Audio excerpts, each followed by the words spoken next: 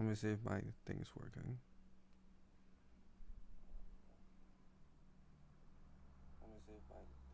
Okay. I have a bit of a longer delay. Or is that just for... I have like a 5-second delay on my stream or something like that. I didn't even know about that.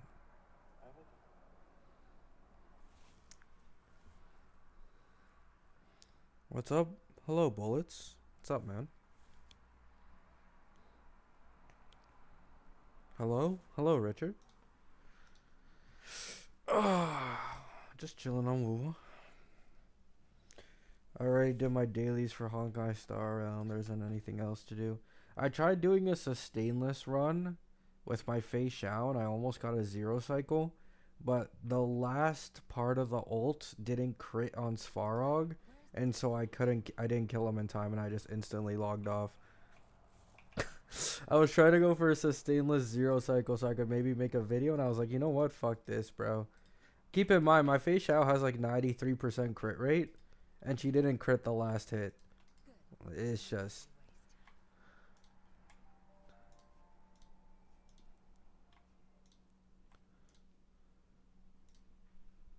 Oh, nice. 300 Asterite.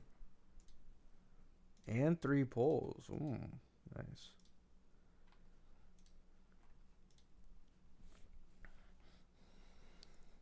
Thoughts on the new MOC? It's annoying that it seems like we're going back to a meta where it's more AoE focused instead of it like maybe one side AoE, one side hunt, or just like single target characters. But Fei Xiao is doing way worse this MOC.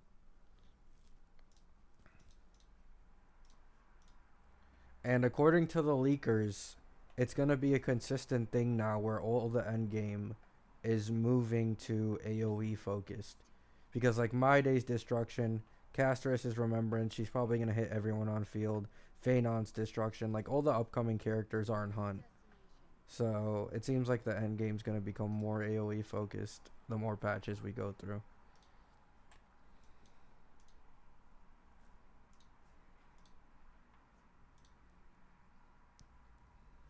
What is that, like 7 pulls? No, that's 6, I think. Yeah. 6 pulls. What are the chances I get Zeshi at some point? Maybe I'll get lucky enough. Hi, hello, Chewy. Pain, yeah. I don't hit a crit with 93% crit rate. I'm just not gonna do that.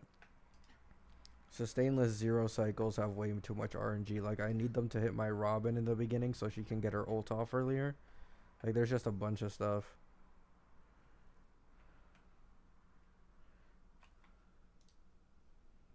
Let me do the Tacit Field. I completely forgot Tacit Fields existed until my last Wuwa live stream. Like, I genuinely forgot they existed. I was like, no way I have to hunt down these echoes. As a casual, my Fei Xiao did horrible this MOC. I have no other DPS other than Acheron and Jingliu. Yeah, I'm in a similar issue where like the only other like semi-good DPS I have on my account is Acheron. But I have an Acheron without a Jiaoqiu. So I was fucking struggling when I saw my Fei Xiao also struggling. It's like, jeez, man. Like, this MOC is just so catered towards the break teams and the AoE ones.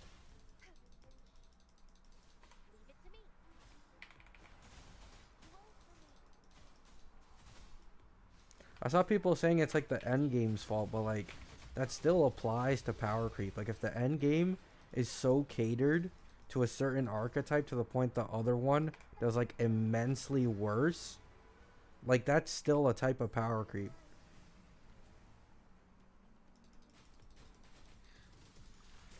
Like, do you know how hard it is to build an entirely new comp in this game, bro? Like in Honkai Star Rail?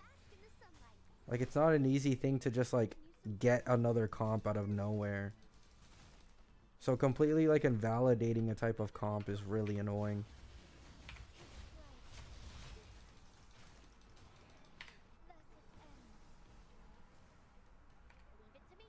I might try to go for a 0 cycle with my Ruan Mei sustainless later though.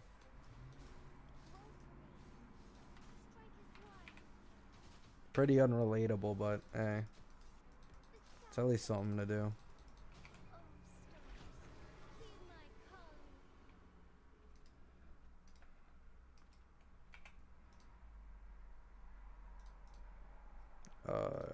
Garbage, garbage, garbage, garbage, garbage, garbage, garbage, and almost all garbage. The only good one.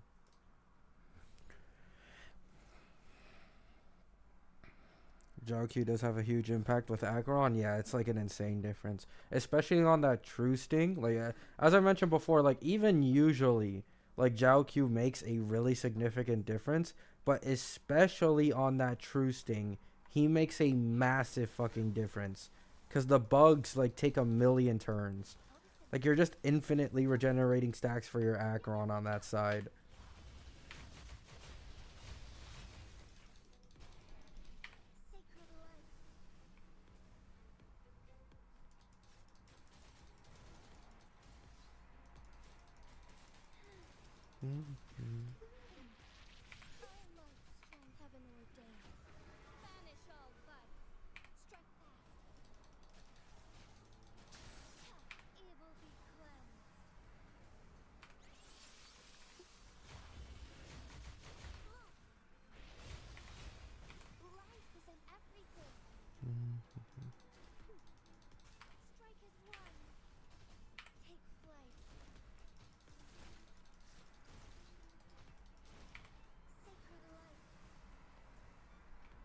$104K, oh my goodness, it's so bad.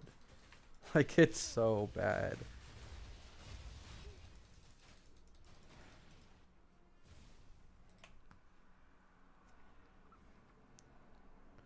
Those piggies are a problem for most DPS, but Herda, yeah, like if you have any AoE DPS, it's a lot easier, especially if, like if you have Jiaoqiu, I think Aggron's fine on that, the Trotters, right?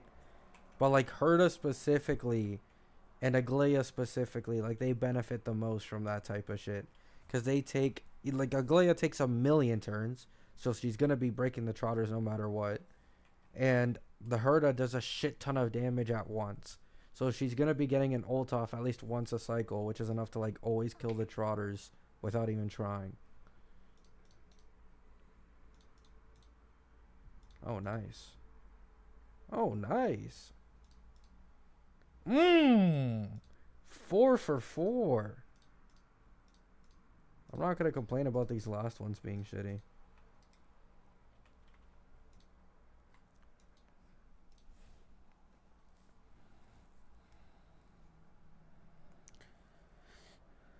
I went from 0 cycling with Faye, Remembrance, huh? Oh, Ruan, May, Robin, and March to 4 cycle. Yeah, it's really like way worse. I was gonna pull for a Herda team from the ground up, but realized that it wouldn't be the pulls that are my problem. It's the relics and resources. I want to get Casterus, so I'm thinking of skipping. I mean, Casterus, it looks like they've upped her design, right? Like I put it on my community board. Like you get like a sneak peek of Casterus in their most recent like official trailer, and it looks like they really made her design significantly better. And I'm quite confident Casterus will be pretty strong. So honestly, waiting for Casterus isn't a bad idea.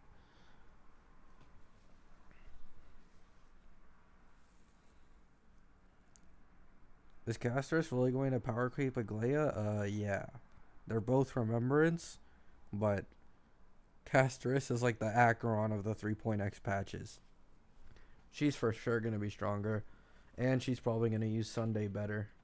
So that's why I always recommended pulling for Herda over Aglaia if you were going to pull a DPS in 3.0, because you'd probably put Sunday on a Herda team, and Aglaia performs significantly worse without a Sunday on her team. So it's like, You know what I'm saying? Like unless you go for like maybe E1 S1 Aglaya, like it doesn't matter as much, I guess, but it's still worse than if she had Sunday.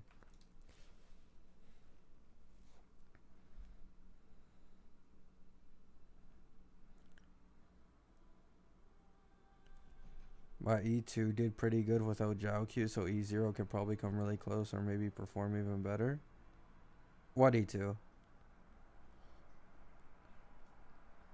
Her stance looks pretty good, but her face looks the same still. Yeah, but at least they like fixed the hair a bit in the design.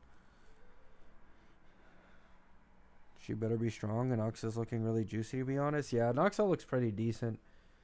Probably gonna replace Palon and Acheron team, but I think Anoxa is gonna be like more of like a general character that you can apply to like most DPS teams.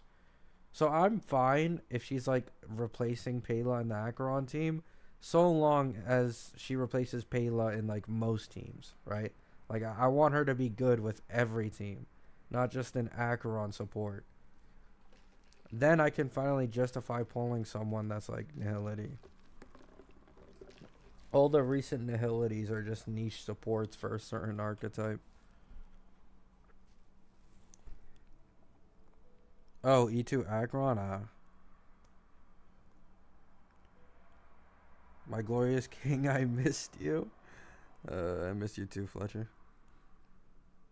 I'm rooting on Phanon.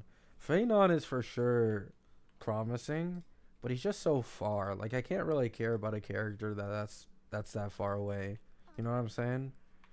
Like we're not even in 3.0 yet. He's at least like half a year away. Like I'm not even that excited for someone that far. Maybe once he gets closer though, 100%.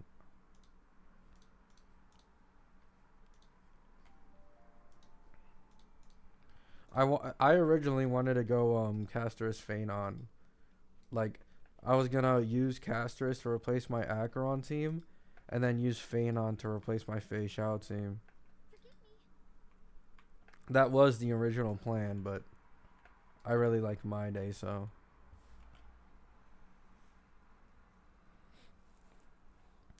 Does Caster's still need Mighty on her team? I don't know. However, I don't think so. I don't think they're gonna have synergy together, so they're gonna be ran as like two separate teams. But that's just my assumptions off of what the leakers have told us.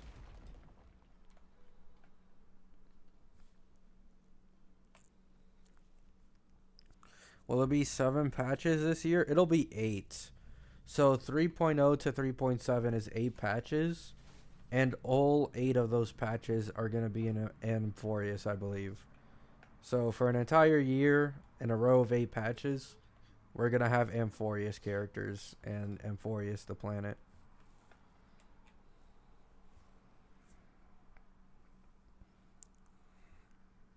You having fun in Wuwa? Yeah. Wuwa's really fun. Though I'm going to be honest, I've already mentioned this before. I still like the time convenience and the turn-based of Honkai Star Rail more than like open world games. However, I'm gonna as well give like Wuwa its benefits here, like the graphics in the open world, and on top of that, the models for the characters in game are genuinely like exceptional.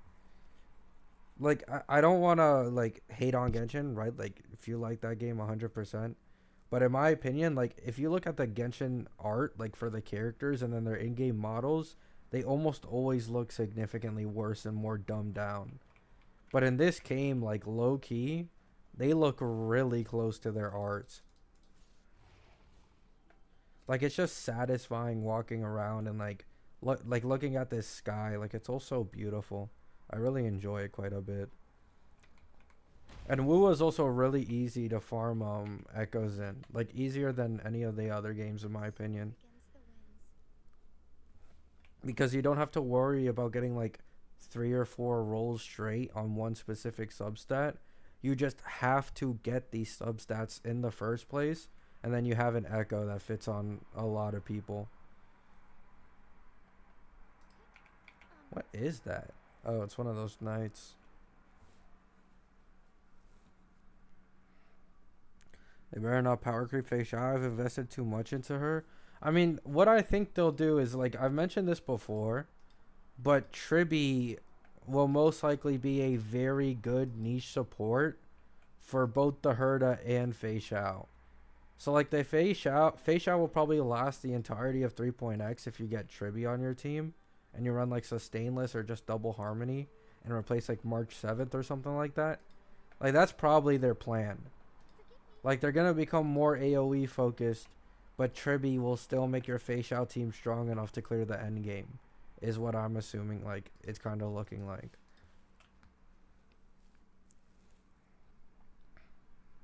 Yeah, it does take more time to farm.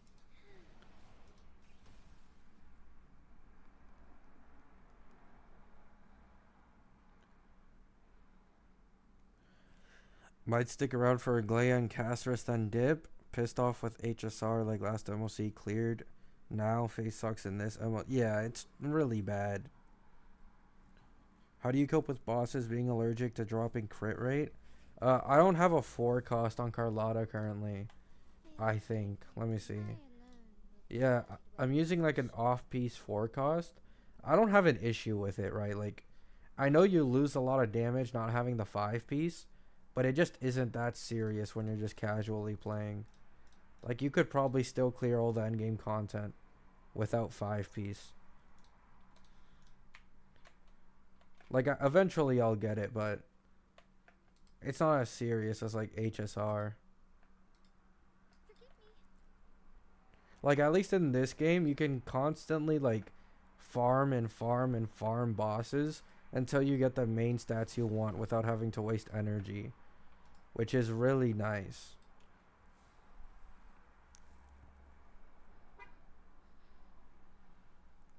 Been farming nightmare bosses for an hour now. Not one has a drop to crit rate. Really? Damn. I will say, I think I've gotten more crit damages than I've gotten crit rates, for sure. Personally enjoyed the open world experience more and action combat more and turn based. That's why I'm sticking with Wuwa. Yeah, that's completely understandable. I myself used to be more of an open world guy, and I thought HSR was boring with the turn base. But, like, down the line, it ended up being the opposite. Like, I like the time convenience that HSR gives me. Like, I can be incredibly lazy and still get, like, all the pulls and events and all that stuff. And now I'm, like, less crazy about, like, mechanical skill or, like, open world stuff.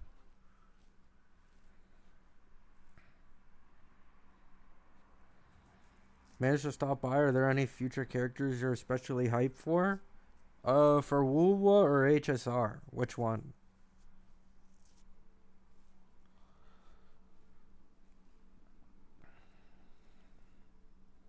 Oh, yeah. Wuwa is only like 7 months old. Like, this is easily one of the fastest and best improvements I've ever seen for like any gacha game. Wuwa, for Wuwa, currently it's Phoebe. Now I have heard that there's like some Sentinel that we're supposed to get in 2.2. Apparently, it will be pretty strong. But currently, the one I'm most excited for is Phoebe in 2.1. However, I also have to get Shorekeeper. I think Shorekeeper is a more important pull than Phoebe for me. So I'm hoping I get lucky and I can get like Shorekeeper and I can get Phoebe. Hopefully that happens. That would be like the best case scenario possible.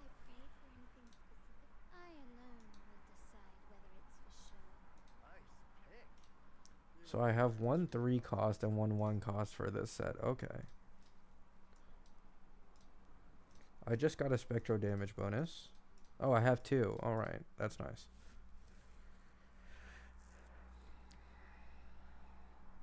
Got leaks for Wuwa? Send them? Nah, I don't. I just heard it from someone in my chat. I spent more money for 2.0 than 3 months in HSR. Hey, Wuwa's pretty fun right now. Not many leaks, but I believe the magistrate said to release further in 2.x. Oh, I see. Alright, let's see what we get on this spectro damage bonus. Actually, Do you guys think there's a chance she's gonna want 3-cost attack? Because since she's dot and there's already spectral damage bonus here, or am I tripping? Do you guys think an attack 3-cost, like 1 spectral damage bonus, 1 attack might be better? I have like a few. I only have 2 attacks actually. That's less than I thought. I have the same amount over here. I guess it won't matter too much, so I'll just level up the spectral damage bonuses to be safe.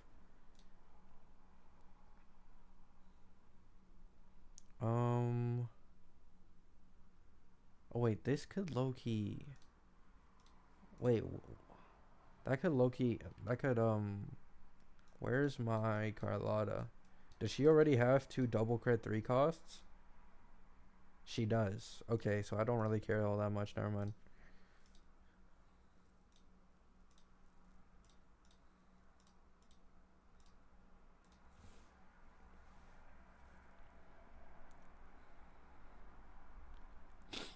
High key maybe cooking. Thing is, nobody really gets how dot works in this game yet. Yeah, I'm looking forward to it. No hate for Genshin, but the game is the only one in the space that keeps disappointing me more and more. I mean, yeah, I think objectively you're right. But at the end of the day, I'm not really one of those gacha war people, you feel me? So if like someone gets more fun out of playing Genshin, like there's absolutely nothing wrong with that. Like I think gacha wars have gone pretty stupid at this point and it like dictates what people play. But yeah, I do think objectively Wuwa for sure makes better changes. Is this for Rover? No, this is a I'm pretty sure this is supposed to be Phoebe's set. Like when Phoebe releases, she's gonna be a dot spectral character. So this is her set. So I'm just like pre-farming for it. Are you running Quick Slop, Carlotta, and Chang Li? No, I'm not. But I probably should. I'm not gonna lie. I probably should. I saw something about that on YouTube, and it looks like a really good team. So I genuinely wouldn't mind it. It would mean I wouldn't have to pull Zeshi either for my Carlotta.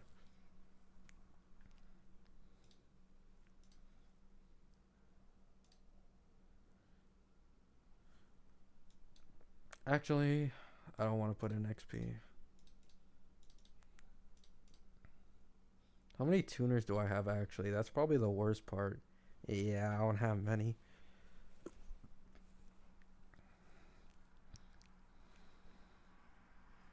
Oh yeah, yeah, 100% Joseph.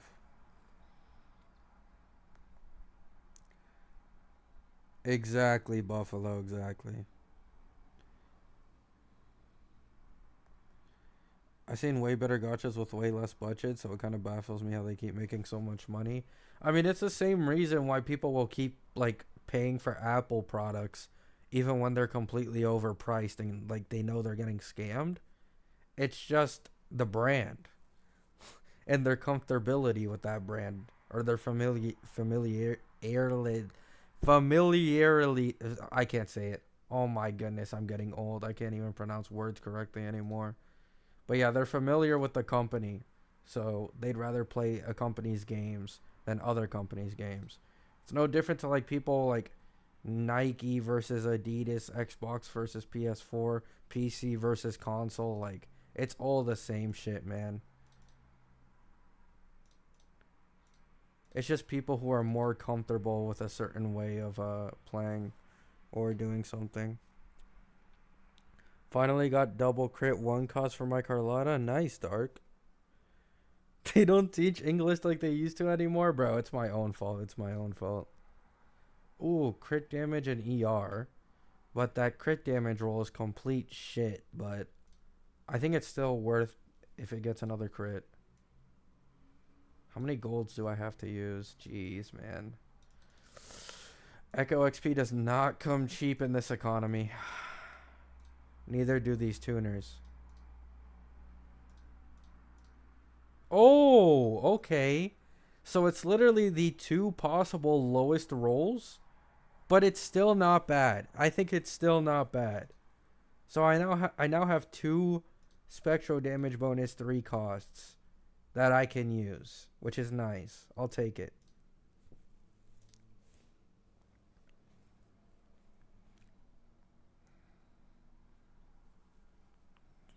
Either hope you stick to Wuwa. Would love to see your future on Wuwa and HSR vids, and good luck on your polls and most importantly, life. I appreciate that, Joseph. How am I doing, man? I'm doing pretty good, man. I'm doing pretty good. At least for now. I feel a lot better than I used to when I was like playing 3 gachas a day and I had like a bunch of other shit going on in my life at the same time. It's a lot easier on me now. Phoebe uses liberation damage as well, I think. Oh, that's nice. I pulled Zeshi in the patch. Said she's really good for Genshin Carlotta. I don't mind pulling Carlotta on her rerun. Yeah, bro, I was thinking about it. Like, I was genuinely thinking of saving for S2 Carlotta. Because her S2 is, like, incredibly fucking broken. And then her S3 is even more broken. So, like, I'd get S2 Carlotta. And then I'd save up, like, all the coral from, like, the next 3 patches. And then I'd use, like, some of it for, what's it called? An Eidolon. I was low-key thinking about that. Wait, are you kidding me? The only attacks I have? Okay. And I don't have a 4 cost. Alright. So I need a 1 cost. Another one. What's the current 1 cost? Yeah, it's good enough.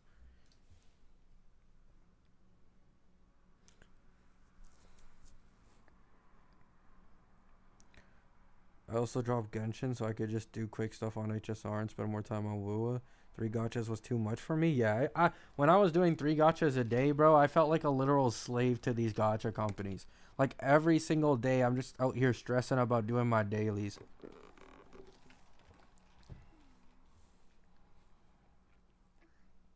I don't think there's any leak start, just the normal stuff that, like, she's pretty much guaranteed to be dot related.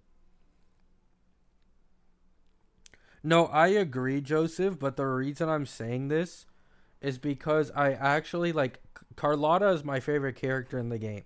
So I've kind of explained this before, right? Gunner is my favorite like type of weapon in these gacha games, and at the same time, like Glacio / the ice element is as well my favorite element in like old gacha games.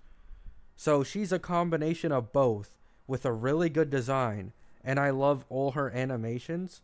So I was thinking of getting her like S2 just to make her more future proof. That's basically it.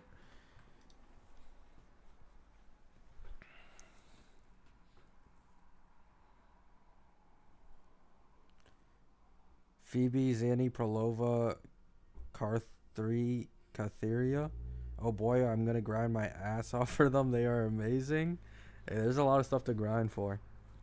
I didn't want to pull Zanny or Zani, however you say her name, but people have been saying that that might be like Phoebe's, like one of her best in slot teammates is with Zani. Try to get Shorekeeper as well. She's really good. Oh yeah, I will. I'll try to get both Shorekeeper and Phoebe if possible, but I'd have to get pretty lucky, I feel like.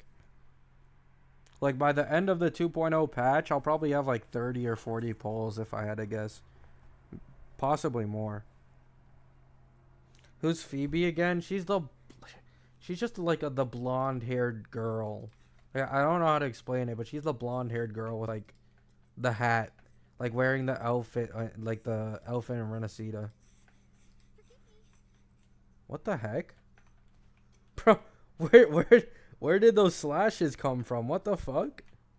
Am I the only one who saw that?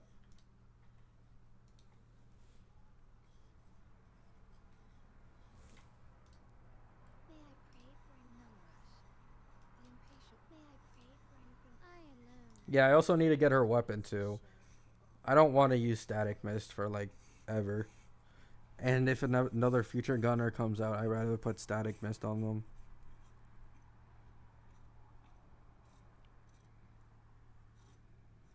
In ZZZ, I grinded 15k gems and 20 pulls in just 2 weeks after quitting. Jeez. I wanted Carlotta, but lost the 50-50, so I think I'll get Rakia for my Camellia and Zani just because I like her. Hey, that's a pretty decent pulling plan. I also lost on Carlotta to Verena, unfortunately. I spent like 3 sleepless nights grinding this game in the map so I could get enough pulls to get her again. and I was able to milk like 70 pulls.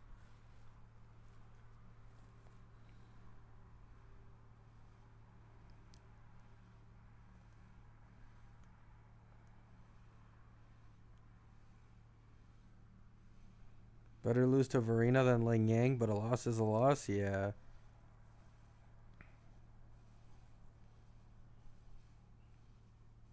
I'm too broke to pull the weapon, same. I don't think I could get it in time. Even right now, I'm like pretty low on limited weapon banner pity, I'm pretty sure. Yeah, I'm on 19 pity for the weapon banner. So, let's just make it 20 for the fuck of it. Yeah, nothing. So 20 pity on the weapon banner, and I think like, is it 15 on the normal one? Let me check. Oh no, it's only one. It's only one. Never mind.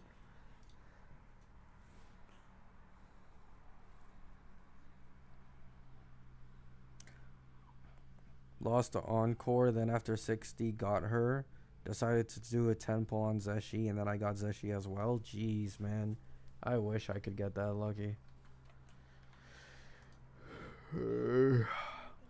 Both in Honkai Star Rail and this game, I'm just losing 50-50s like no tomorrow. I need to farm Hecate. I need to farm Hecate.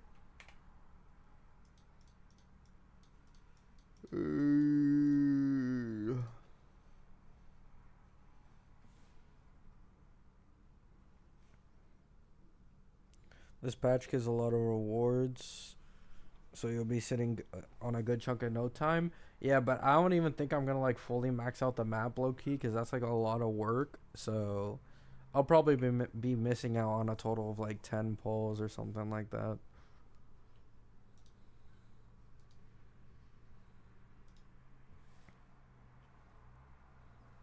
Do you perform more, Dreamless or Lorelei? Who are those? I don't know who Dreamless or Lorelei is.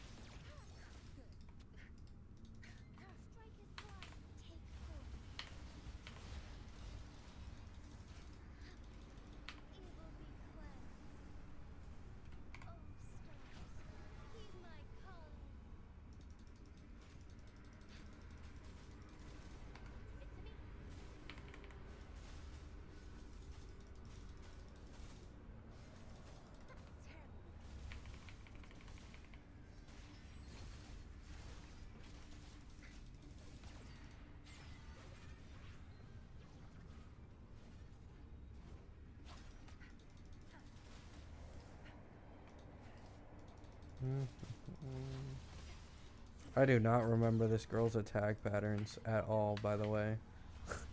I don't remember them at all.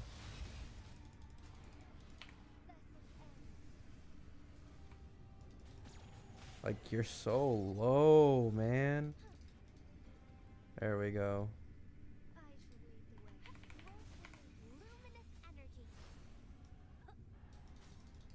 Dodge, dodge, dodge, dodge. Oh my goodness.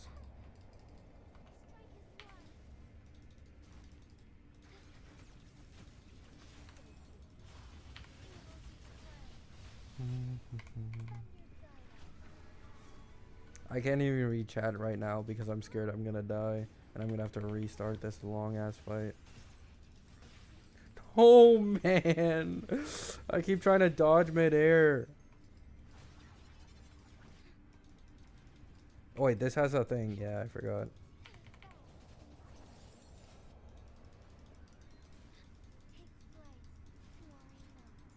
Like, oh my goodness. Just let her get off. Just one rotation real quick. Jesus. My Verena's so low HP and I don't know the attack pattern, so I'm getting my ass beat.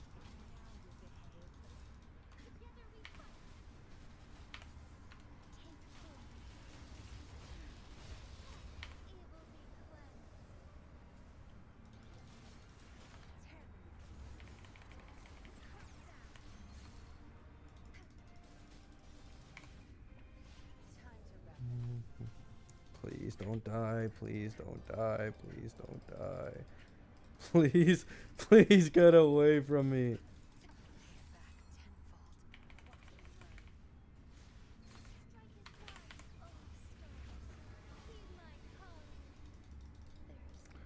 Oh, oh. Like, why?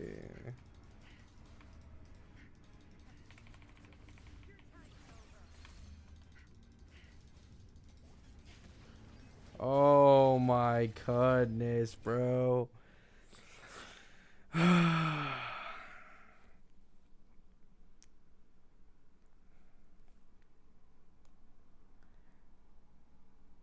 Is Genshin any good? I'm pulling her plus skin next patch, yes. She's like the strongest DPS in the game with her signature. I'm just getting my ass beat because I suck. I'm going to level 80 to make my life easier. You need help? Nah, it's okay. Wait, you can use food in this shit? NA. Finally got level 80 in Wuwa today? Nice.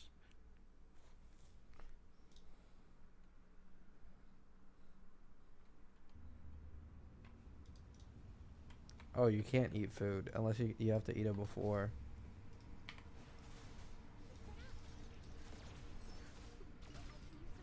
Like, why? I hate that you can't dodge midair in this game. It's so annoying. Like, it's more annoying with Chang Li than it is Verena. Because, like, part of Chang Li's, like, entire thing is being midair. And sometimes, like, you just can't predict it completely. And she just gets hit. Like, I can't do anything about it.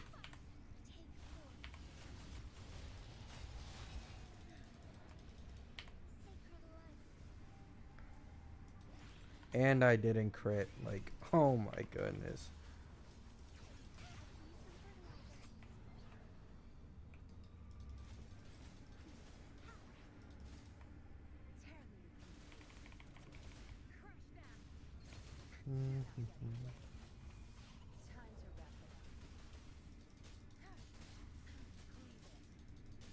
Like, how is this not enough to just instantly switch?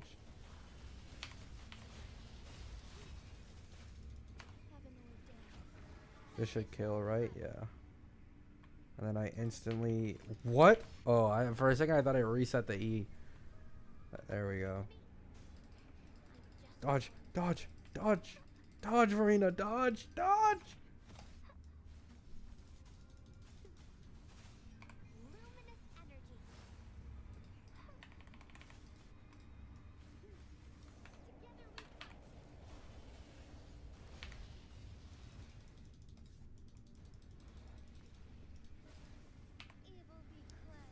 Please do like 80k, thank you.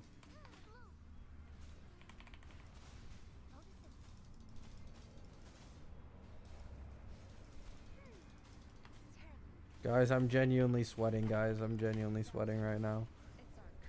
This is why my Honkai Star Rail shill. It's because I have no mechanical skill in these games. And my Yinlin's about to die.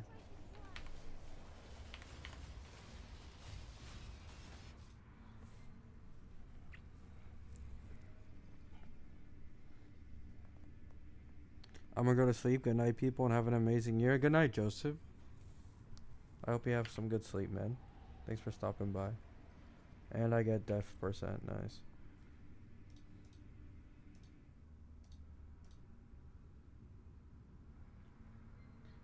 Oh, you get less. Yeah. I miss your prime. Okay, man. Okay. Learning the animation patterns takes some time. Yeah, I also have a bit of a skill issue. Does Herda need Tribi? I was thinking of getting Herda and then Castris. I mean, if you want to make your Herda team as future-proof as possible, yeah. She's fine without Tribi. Like, even currently without Tribi, in terms of overall value, I've said this like many times, I think the Herda, like, overall value in every single endgame mode is probably the #1 DPS in the game. at like E0, S0, E0, S1, even like up to E2, right? Like I think she offers the best value, but like with Tribby, it should only go up. So yeah, like you add Tribby on top of that, I think she'd be like obviously top one uncontested in pure fiction. That's not even like a question, right? Maybe top one in MOC since they're making MOC a lot more AoE based now, and maybe really good in APOC as well, depending on if the boss has like a quantum weakness or something alongside with ice, something like that.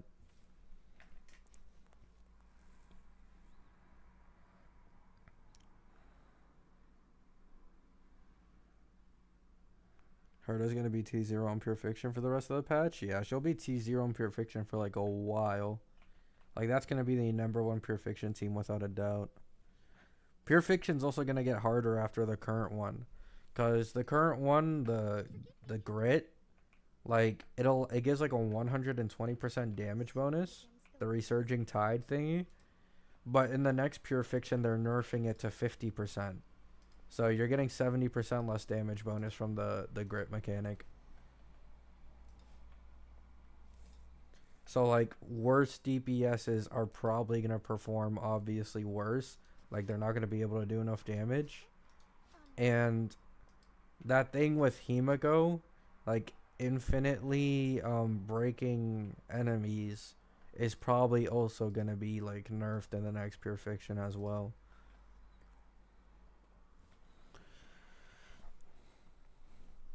Yeah, like you can use almost everyone in the current Pure Fiction and max score it if you have like Fugue, Lingsha, like Jade.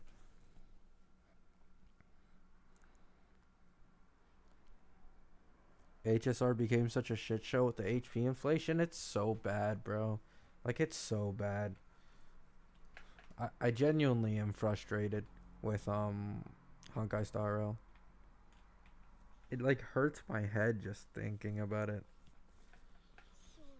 Like in Genshin, a Hu Tao is still completely clearing the endgame without a fucking issue, and that's like a 3-year-old DPS.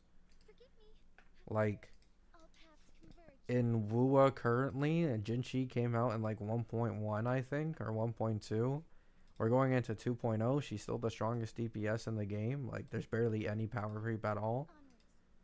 But Acheron, who came out in 2.1, which by the way is like what 9 months ago, around there, like 9 or 10 months ago is when Acheron came out. When Acheron came out, she was like top one in literally every single endgame mode.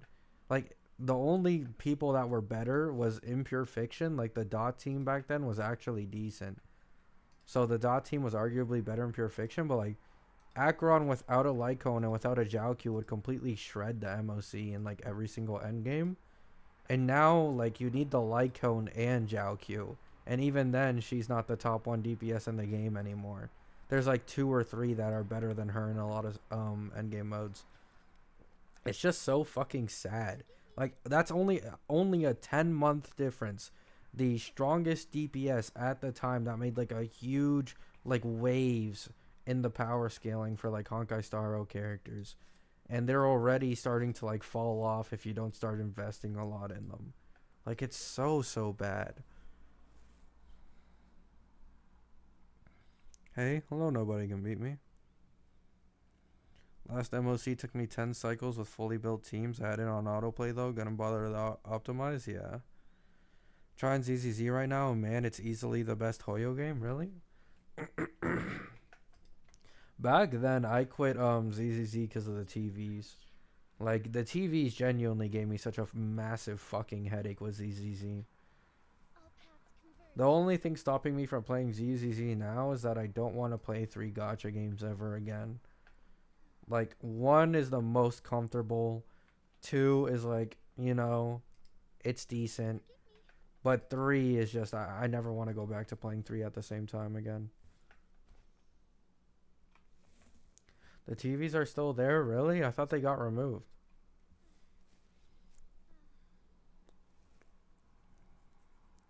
As much as I like Wuwa, the current Tower of Adversity worries me. It was really tough to clear this time for someone who didn't have Carlotta. Jian and Jinshi had to do a really good run with Camellia. I see. I'm not sure. I've never even cleared the hazard tower before, so I don't know like just how difficult the hazard tower is. Because when I was playing in like the beginning of the game, like there just weren't enough DPSs to like fully clear the hazard tower, unless you had like a good amount of investment. At this point in the game, you 100% can though.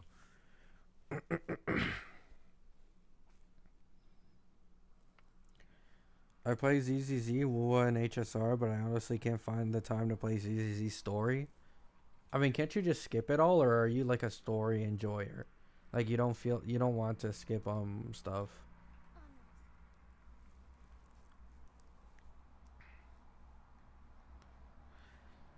There are lots of missions with TVs and a full rogue mode using TVs. Yeah, that's why I quit the game. Like ZZZ itself was never a bad game, and I'd said it before, but the TVs are just absolutely obnoxious. Like I don't even understand like the people who say they like the TVs, because 90% of the time the TVs aren't even like anything interesting. Like only a few like select side quests for the TVs actually have like any interesting mechanics.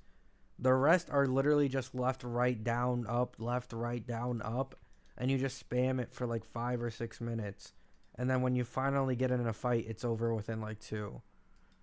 So you're doing TVs more than you're fighting, and then when you finish the fighting, you go back to dialogue. So in like these games, like HSR, like Wuwa, Genshin, you have dialogue and then you fight. There isn't a third option that's even more annoying. But in ZZZ, it's like you had TV, then dialogue, then fight, then dialogue, then TV. It's like, oh my goodness.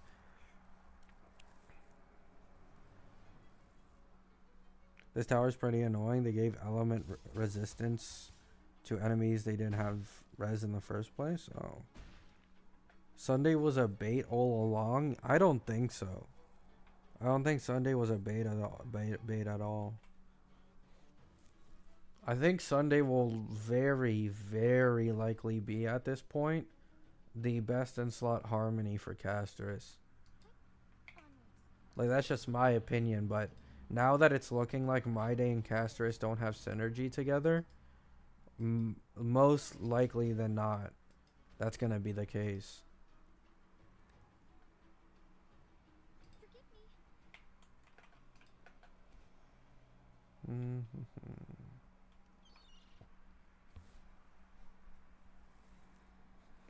Yeah, and even outside of that, he's the best hyper carry support in the game. Like he completely replaces like a Bronya or a Sparkle. I'm gonna eat breakfast now. Hope you enjoy it, Dark. Yes, I think Sunday will age very well. 100%.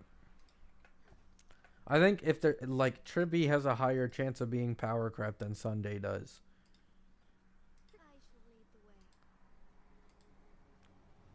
And even if Sunday gets power crept, he's still gonna be like the second best hyper carry support in the entirety of the game. But they wouldn't do it like that quickly. I feel like that it would be too quickly to power creep him right now. Like maybe like late into the 3.x patches, it would make more sense.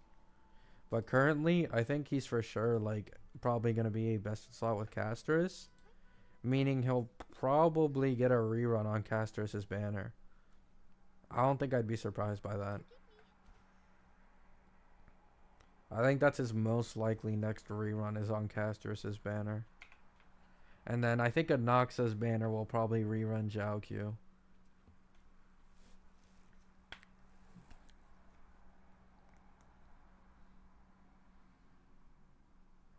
Sunday's a good character for Glea, not Casterus. It's the opposite. I'm pretty sure it's the opposite. Because most of Sunday's kit is like directed towards buffing summons. So the character doesn't take as much advantage as the like buffs for a summon. So that's why Jing Yuan's Lightning Lord gets such a fucking boost. Is because the Lightning Lord is what does the most damage. Casteress, I'm pretty sure her Black Dragon is supposed to do more damage than her character. So she can take better advantage of Sunday than Aglaia can.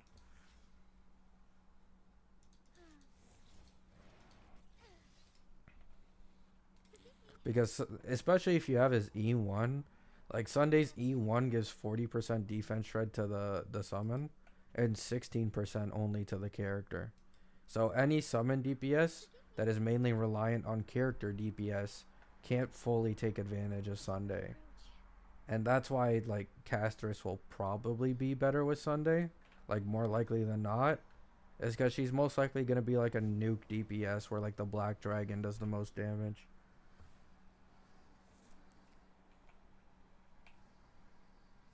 But Aglaia is really reliant on Sunday because of the 20% energy. So that's like something that might benefit Aglaia. Like maybe Casteress doesn't have energy. And Aglaia 100% needs that 20% energy. Like it's a huge buff. It makes her ult uptime a lot better. 40 defense shred on that dragon will be bonkers. Yeah, for an E1. And especially like once again, like I kind of mentioned yesterday in my My Day kit video that like E1 S1 My Day completely changes like the way his kit works and how you play him. But like Sunday is literally the exact fucking same. Like E1 S1 Sunday gets such a massive fucking buff. Like that's such a good investment.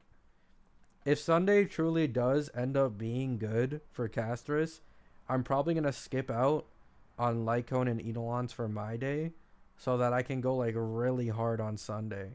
Try to get him E1 S1 for my Casteress. Because that's probably like the best case scenario. Because that would make him skill point friendly and he just give better overall buffs.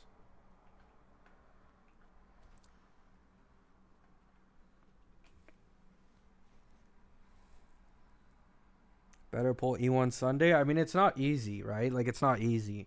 Because I'm gonna end up using my guarantee on My Day. If I skipped My Day and went straight for Casteress and used my guarantee on Sunday, I'd 100% like be able to get his E1 S1 no matter what. But because I'm using my guarantee on My Day, there's actually a good chance like at max I'm able to get E0 S1 maybe. And that's it.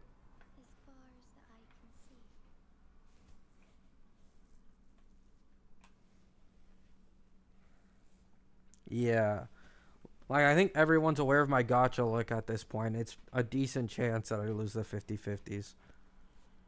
Or even the 75-25.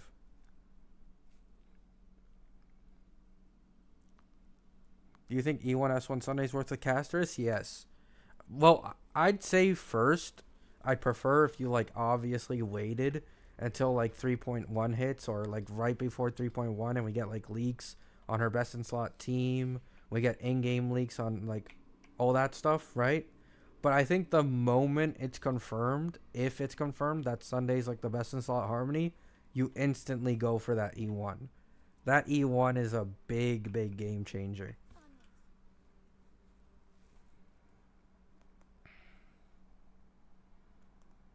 I want to get My Day bad, but I'm afraid I'll have to skip. It's understandable. I still want My Day because of his design, though. I bought E1 Sunday and 15 tickets because I mistook the Jingyuan banner. Nice. Do you think a Noxa will revive Acheron? Okay, so here's my hot take, right? I think you can use a Noxa to make the Acheron team stronger. But similar to like a Sunday situation where you can use Sunday to make Aglaia stronger, but that's not like Sunday's best in slot team. I think it's completely possible that the exact same thing happens with the Acheron team. Like, I feel like Anoxa will be fit in a lot of crit DPS teams as like a sub DPS slash like sub DPS support. And he might be able to support them like more and make them stronger than an Acheron team. I think that's how it's going to go. Because a lot of the leakers have been saying that Anoxa like has very, very general buffs. that can be used for literally like every single crit DPS in the game. So because of that, it makes me think that like Phanon, like maybe a Noxa would be really good with Phanon.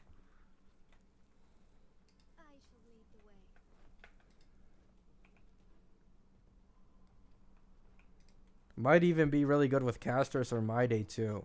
Like there's probably a lot more better options than Aggron at this point.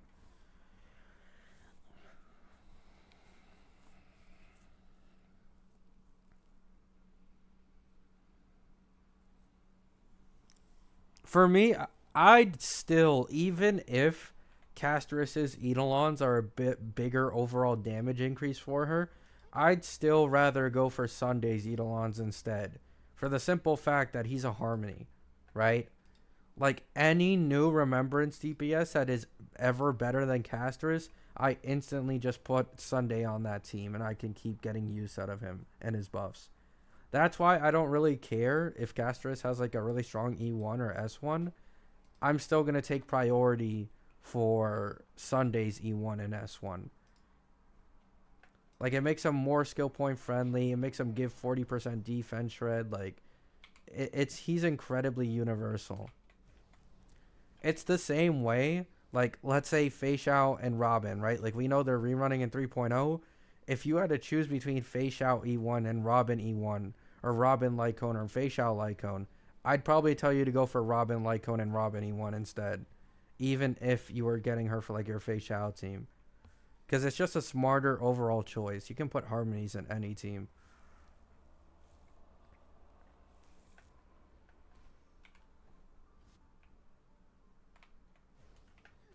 Why is my game kind of lagging a bit?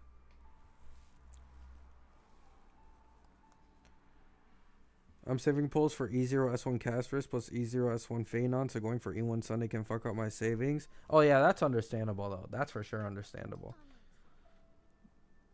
I also really want to get Phanon, but I still like My Day's design more, so, you know. My Day's design, it kind of won me over, and it's really fucking up, like, my pull plan. However, he looks so fucking cool that it doesn't even matter. Like, I'm pulling for him no matter what at this point. Like, there's no way I can't pull for him when he looks that cool.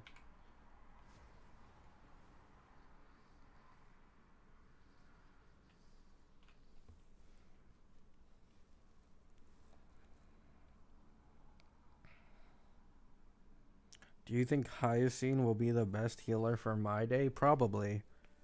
Any new abundance, like the moment they come out, they're probably going to be best in slot.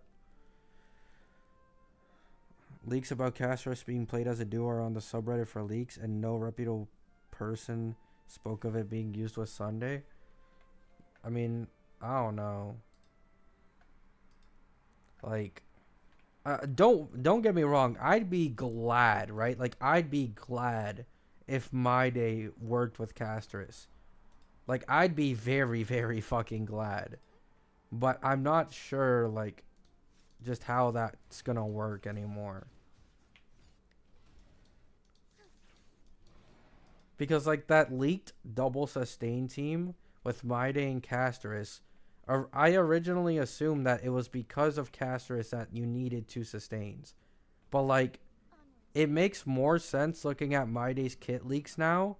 The reason they ran double sustain was probably to keep My Day alive, which makes a lot more sense. Like that's the only thing that I'm a bit iffy on. But I would 100% be happier if My Day and Castris synergized. Like that would be a lot better for me. That way I could use my My Day Castris team on one side and Phanon on the second.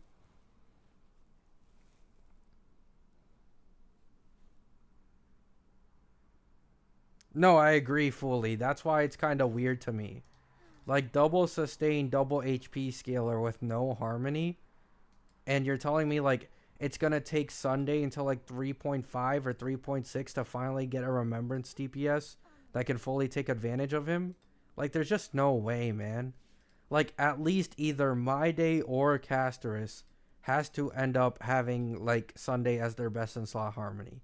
Because otherwise, it's taking way too fucking long for him to get it. It doesn't make any sense. You can't even say Phanon because Phanon's not a remembrance DPS. So he can't even take full advantage of Sunday.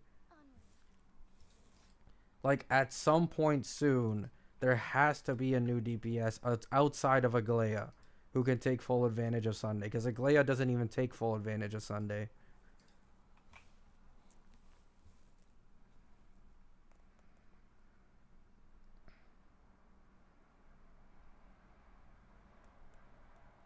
Oh, yeah. Apparently, yeah. So My Day, whenever he's in his enhanced state, the leakers are saying he's going to be, like, auto-battling in, like, some type of berserk mode. I don't know. Like, hopefully it just doesn't matter, right? Like I said this before, it'll only be fine if the difference between playing him on auto and not playing him on auto is literally 0. Like, that's the only way it's a genuine good thing. Because, like, let's say, right, there's a boss who has 2 summons. And if you kill the boss, the summons die as well. Sometimes the AI in this game is completely fucking stupid, and instead of going for the low HP boss, it'll go for the low HP summon, which leads to, like, higher cycle clears, because the AI is just stupid, right?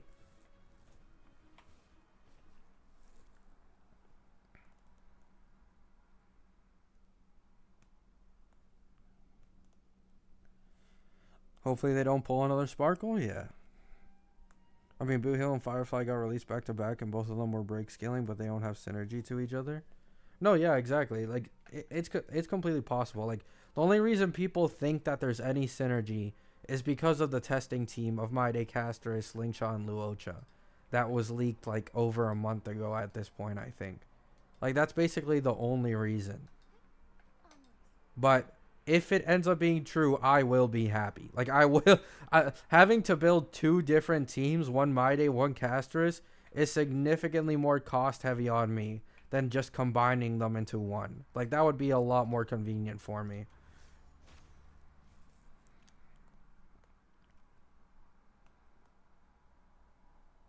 Yeah, they said that too, yeah. Leakers were saying Fei Xiao was going to be a fucking break character because her ult does a bunch of toughness damage. And it's like, it's nowhere near that.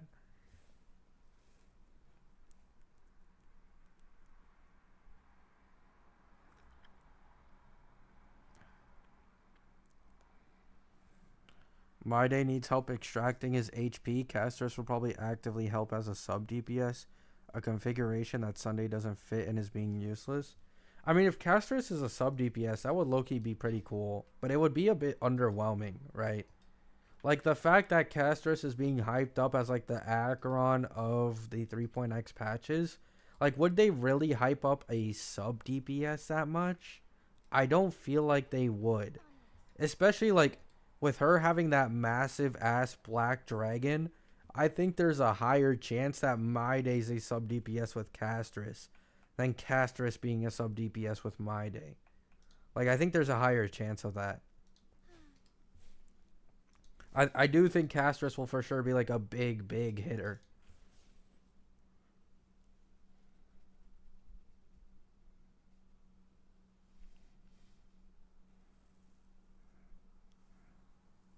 Yeah, exactly. Like, I know it's a bit like lore scaling, but like Castris should in no way be a sub DPS with that fucking dragon, bro. Like, maybe Castris herself is like a type of sub DPS. But that fucking black dragon, whenever he takes a turn, he better be doing like 1 or 2 milli every single time he takes a turn. I don't give a shit. Like, that guy is like quadruple the size. Like, do you guys see the black dragon of Castris in the trailer, bro? He's fucking massive. Like, there's no way she's a sub DPS. 1 mil plus? Yeah, I think E0S0 consistently doing 1 mil plus with the black dragon would actually be fair. Because currently, like, E0S0, the Herda can hit like a milli, but it's like very specific conditions. Like, she needs absolutely max stacks and like 2 or 3 people on field to hit a milli with the enhanced skill. So I'm talking like E0S0, free to play team for Casterus, and she consistently hits a milli without much issue. Like, that's probably what we're looking at if I had to guess. And then like once you put her in her optimal team, like two milli. You know what I'm saying?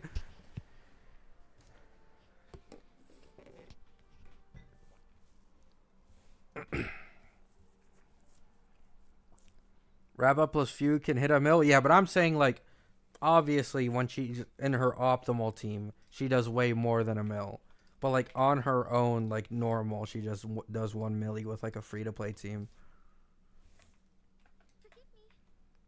Or maybe it's like another Fei Xiao situation, right? If there truly is synergy with My Day, it's gonna be her doing big dick damage, and as well as My Day doing big dick damage. So like the damage of both of them adds up to be way more than like just 1 DPS on a normal comp, right? So it could be that as well if they end up synergizing.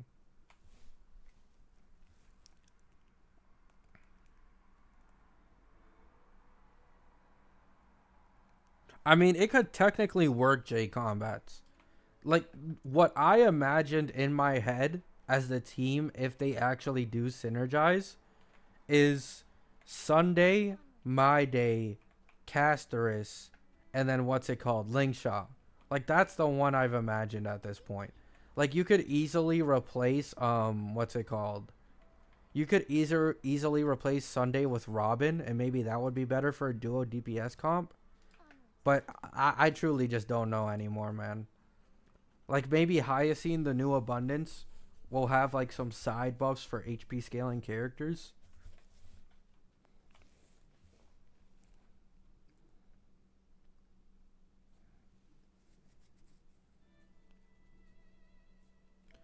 Imagine them being triple DPS with My Day, Casters, and Tribby. I don't think Tribby will fit in that team at all, though. Like, she's HP scaling, but she's not like an actual HP, like, damage dealer. I don't think Tribby will be on that team.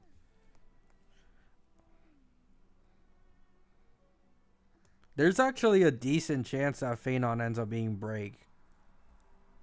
Like, low-key, it's completely possible. I don't think they'll do it, but Phenon could 100% be Break. Like, doesn't physical, like... Does physical have good multipliers for Break or not? Oh, wait, no. I'm confusing Break's Bleed, which is Nihility. Never mind. But does physical have good Break multipliers?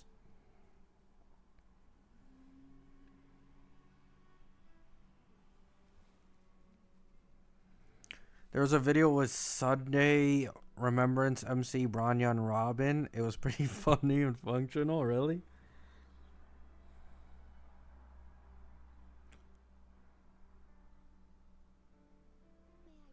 That would be funny bullets. Physical and fire have the highest break multipliers? Yeah, so there's actually a chance that Phenon could actually be like a break DPS, I'm not gonna lie. And that would add up with like a Fugue rerun on his banner.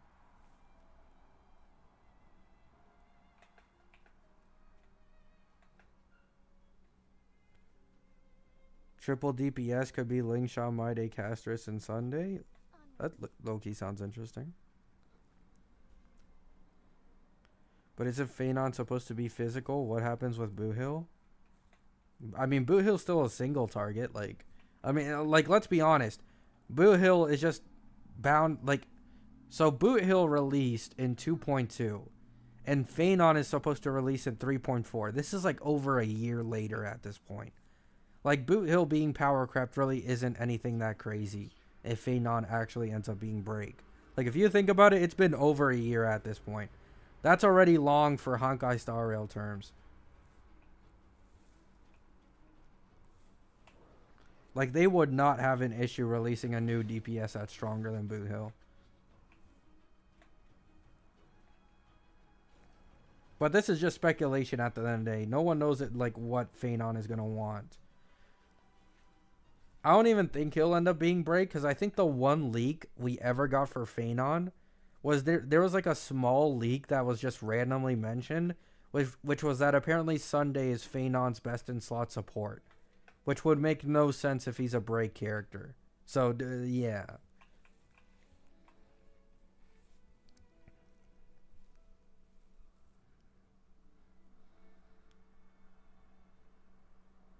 Yeah, I don't think he'll be a break DPS, but like they could 100% make him a break DPS.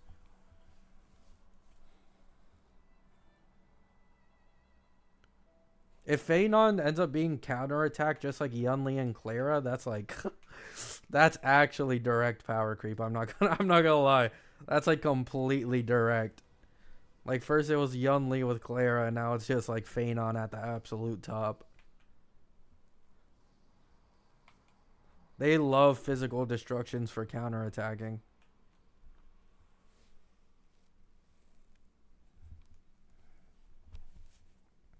I hope he's a traditional summoner like Jing Yuan. That could also be possible, I guess.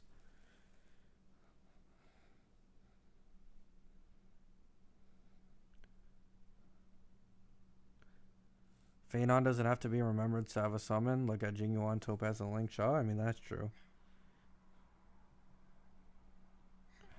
Buhil's damage scales off of enemies' toughness. There's zero chance he can be power crept unless they just get rid of the break mechanic. I mean, I don't know.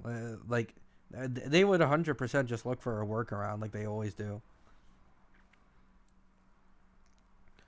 Sunday's one of E2 Firefly's best in slots and Boot Hills, so never say never. I mean, I knew he was like a best in slot for Boot Hill, but I didn't know if he was a best in slot with what's it called, Firefly, E2. I mean, it doesn't matter how impossible something looks now. Like, could literally just say fuck it, right? Like, look at the Acheron's ult multiplier. The Herda has the exact same Acheron ult multiplier on her enhanced skill, right? So like all they have to do to make Boo Hill, put the multiplier higher, and he's destruction. Boom, he's stronger than Boo Hill. It's really just that simple at the end of the day.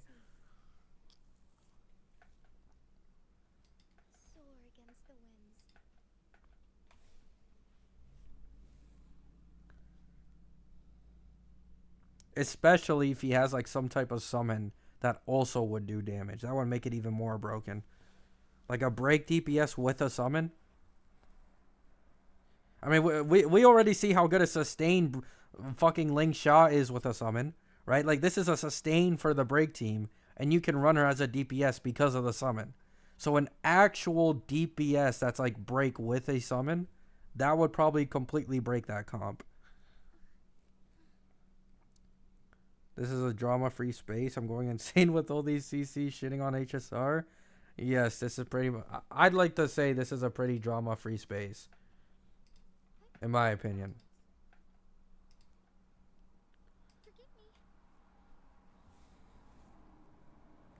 Is the water going upwards? Yeah, I think so. I think there's like a quest you have to do here.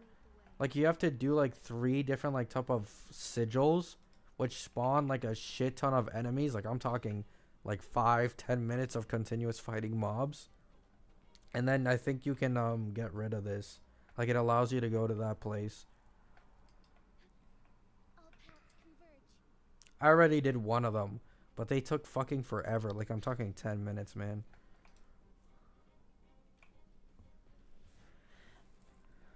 I need to do exploration. I'm so behind. Hey, I'm also pretty behind as well.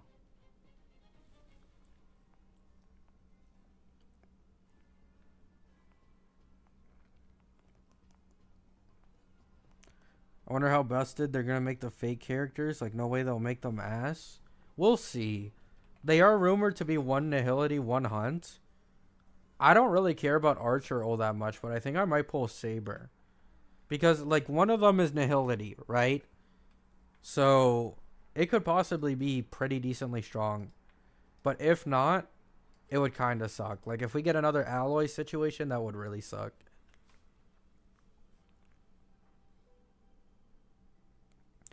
People will use Face Out, Acheron, Castris, and Firefly in a team. Well, yeah, of course. Like, sometimes I randomly stumble upon, like, what's it called? Honkai Star Rail TikTok. And it's like, please help. I'm struggling to clear the end game. And then you'll see, like, a Jing Yuan, Acheron, fucking, what's it called? Dill combo. Like, you see some of the most insane shit from casual players, man. Which is completely fine. Like, it's genuinely hilarious to me. Like some people are genuinely just completely clueless. They're like, help, I can't kill this aventurine boss. And it's the worst fucking team you've ever seen.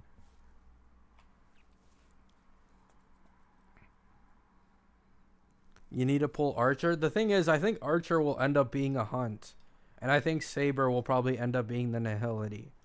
So, that's why. Like, I don't think I want to pull for a hunt character in the 3.x patches. I want to pull a Nihility. So, if Archer's Nihility, then I'll get Archer. I think it's really just that simple. TikTok players love Dill. Yeah, they really do.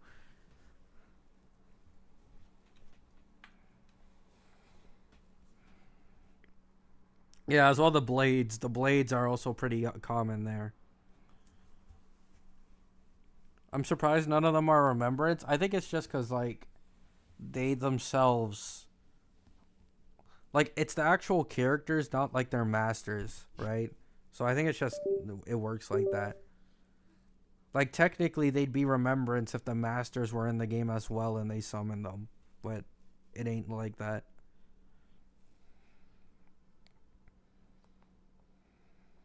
They play HSR like it's Genshin? Yeah. Humpath is cooked. I'm sorry, Fei Xiao mains, but Castros is stealing your Robin. Yeah, that could be a possibility.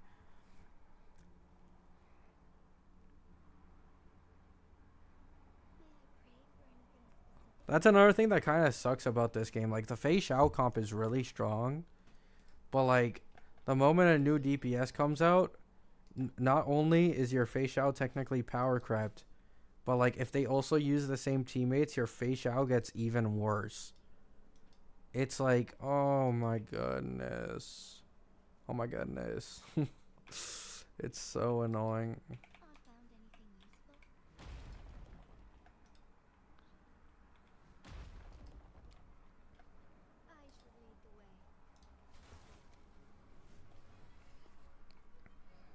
Boo Hill remains unfazed. Boo Hill, like... Boo Hill has gotten, like, the most W's since his release. Like, at first it was just really annoying to play him. But then he gets both Sunday and Fugue. Like, both of them are best in slots on his team. Which is just, like, an insane W. Like, I think Fugue for sure benefits Rappa more. But, like, Boot Hill overall won in, like, the 2.7 patch.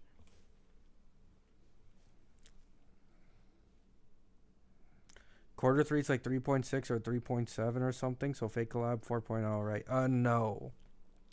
So it is quarter 3, but I think it's like maybe only one patch long. Like, that's what a lot of people are speculating. Like, the only two characters we're gonna get are Saber and Archer, and it's only gonna be like one patch long, which would make sense, right? Like, you put Saber on one half and you put Archer on the other one, meaning it would be like we'd go one patch within like the 3.x whatever it's called, and it'd just be the Fate stuff, and then we'd maybe instantly go back to Amphorius, something like that.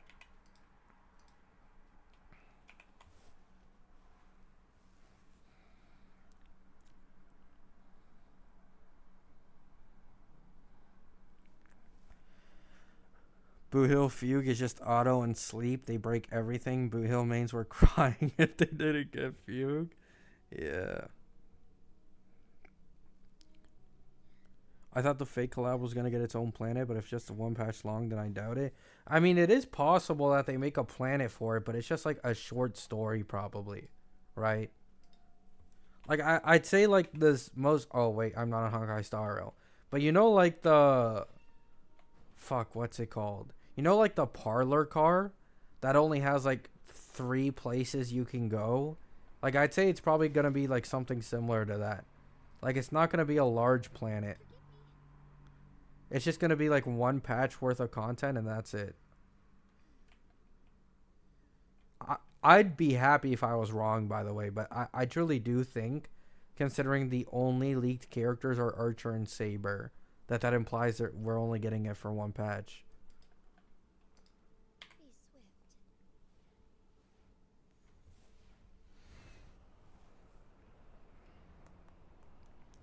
Isn't Caster's HP scaling? If yes, then she won't be that good with Robin. Yes, but you never know, man. You truly never know these days. You just never know. Like, they could just add something that would make Robin good with casters. And I said it mostly because of, like, duo DPS.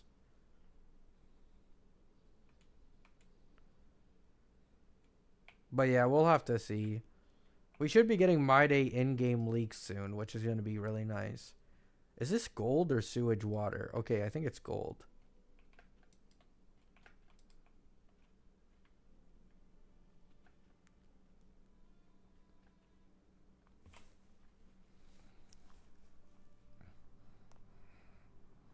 If there are only 2 fake characters, rip all those people who have been skipping for the Cape fake collab since 2.x. I mean, it wouldn't be surprising, to be honest. Like, I don't think they do an entire row of patches for Fate. Like, it probably isn't that big of an update, I'm not gonna lie.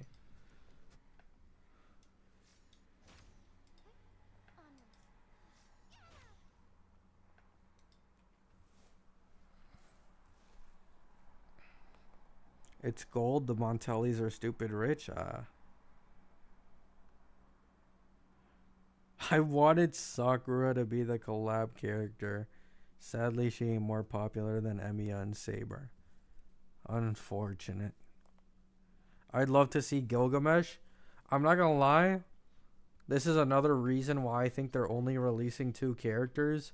My Day looks way too much like Gilgamesh. I don't think they'd like after seeing My Day, I don't think they'd add Gilgamesh. And Gilgamesh is like one of the number 1 picks for like characters in a fake collab. Like My Day just looks way too similar. Like they would look like brothers if they released Gilgamesh as well. So I'm a bit iffy on that.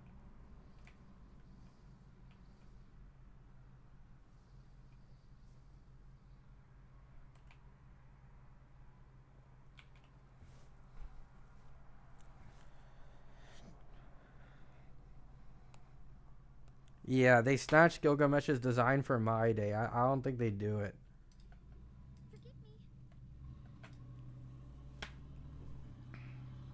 Could make a skin for My Day. I mean, yeah, that is possible.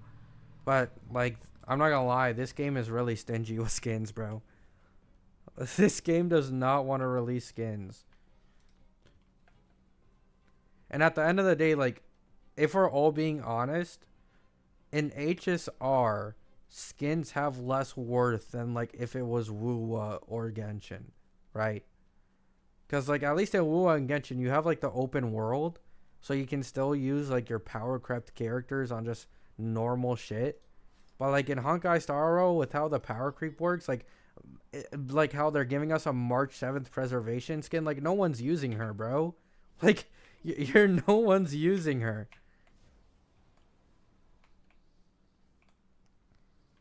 And you always need to have, like, a team equipped for, like, any, like, fights in the story in Endgame. And you're just never going to use Preservation March. So I don't know how they're going to make, like, skins an actually, like, good thing. Especially since it seems like for some specific characters, they're locking the skin behind the path. So if a character has more than 1 path, you can only use it on one of them, which also seems pretty shitty.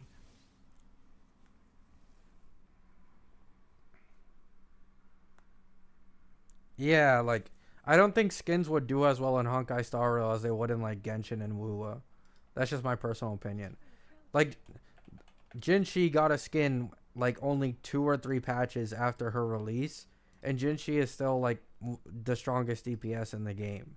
So that it actually makes sense to, like, go for her skin. Like, you're still gonna use her in absolutely everything. But no one is using, like, Preservation March 7th in almost anything at all.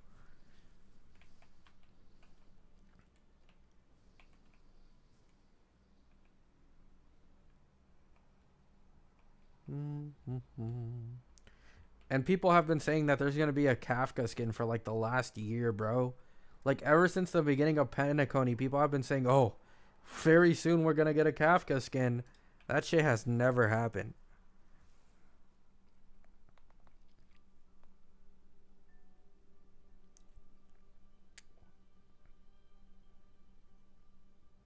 No, I agree, Cooley. Like I used my March 7th on my Fei Xiao team. Like it would have been way better if like just all Marches could use it. I don't understand why.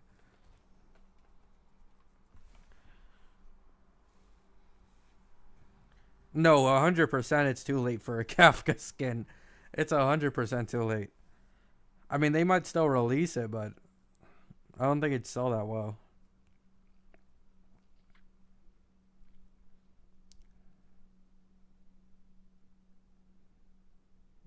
Yeah. It's so bad. Let me see if there's any new leaks on the Reddit. Probably not. I don't think there would be. Like I don't think there's anything at all. Yeah, there isn't anything. There's only estimated Jade count. So 110 polls for free to plays, 134 if you buy the supply pass, and 142 if you get the supply pass and battle pass. So we went from 107 polls to 110. Pretty nice. Pretty nice.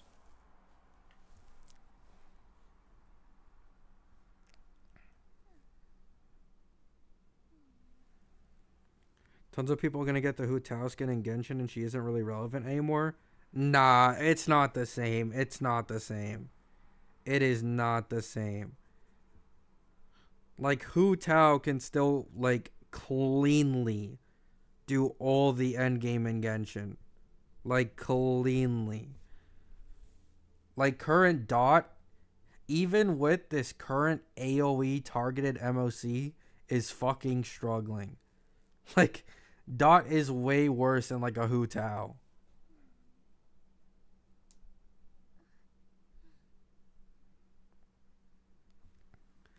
Like, people don't understand the power creep in Genshin is almost like near non-existent. Like every time I see someone on Twitter, like sometimes I'll randomly get people arguing over who's the strongest DPS in Genshin, and these people estimate who's the strongest DPS by how many less seconds they can like one shot a boss. Like that's how like non-existent the power creep is in Genshin. It's like my DPS clears in like 14 seconds on this boss, and then the new DPS clears in like 12. Like that's the difference in power creep in Genshin. It is nowhere near as bad as HSR. Like these guys literally put on timers, and they measure the seconds to decide who's the best DPS. Like.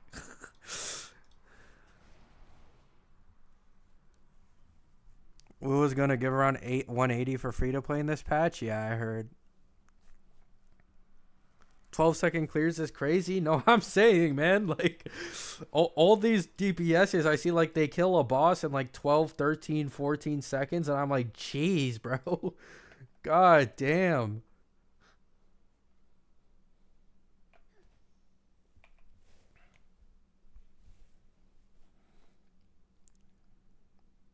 Yeah.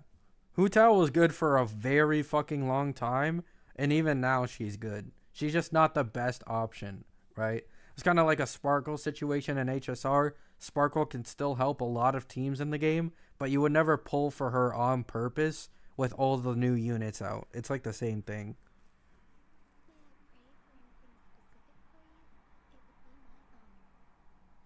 You can still clear in Genshin, sure, but Mavwika is substantially better than 1.0 Pyro characters and even Arlecchino at C0. Like, substantially increasing. Oh, really? I mean, it's still nowhere near as bad, yeah. But, like, I'd still prefer, like, Genshin's way of doing shit than HSR's. Like, give me half the pulls and make my characters actually last, like, 2-3 years.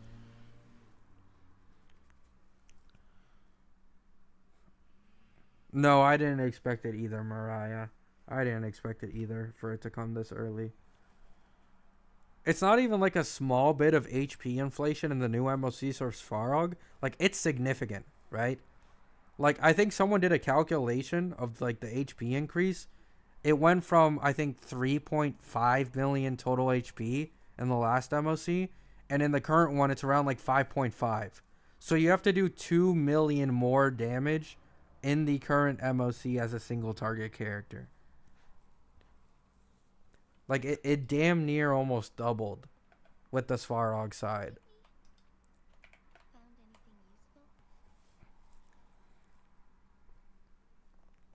Same, Jay, same. It's like a 70% increase, yeah. Like the Zhangzhou Lofu mob we had last MOC on the Svarog side, 600k HP. And then the Decaying Shadow has a milli. And then the Howling Caskets went from 750k each to 1.25 million each. And then Svarog as well went up like I think 6 to 700k health.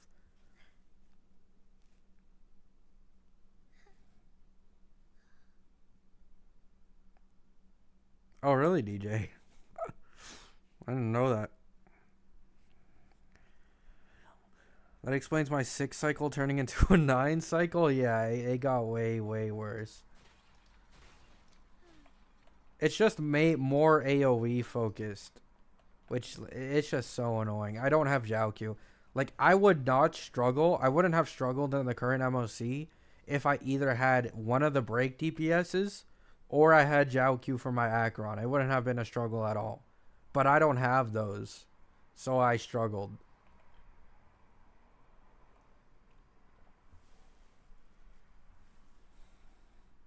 Yeah, the Sting has 2 health bars with 1.6 milli.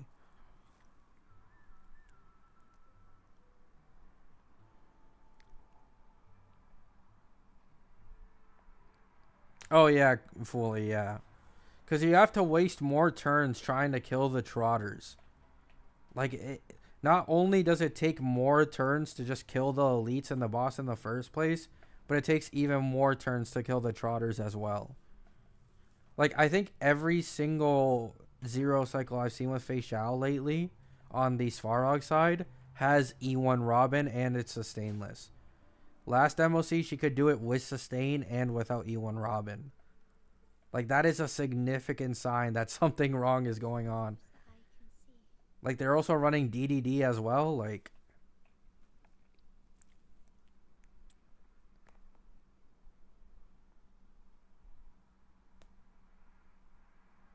yeah, the leakers are saying the endgame is only going to get more AoE focused again.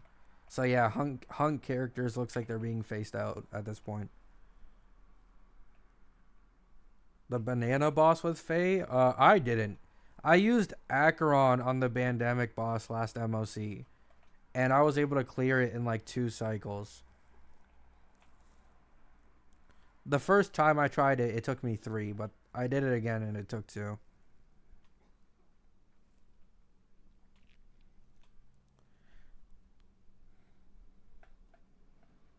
Do you think Castros' dragon will eventually become a boss in the game like Fei Xiao's? Probably, yeah.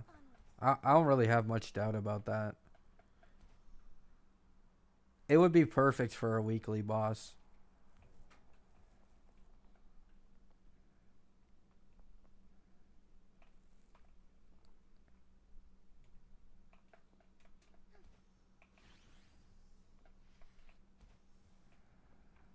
I also have to bench my Topaz. Great. Oh no, Blue can do pretty good on the banana boss. Because he has like 5 different enemies. I think he can like break. I think that's how it works, right? Like, they all have separate break bars, but like the entire thing is different. Or is that for APOC? I might be confusing the Bandemic boss and APOC for the MOC one. But yeah, any break characters are good on the Bandemic boss. Rappa is probably the best possible on there. Yeah, it's just shared HP. Yeah, that makes sense.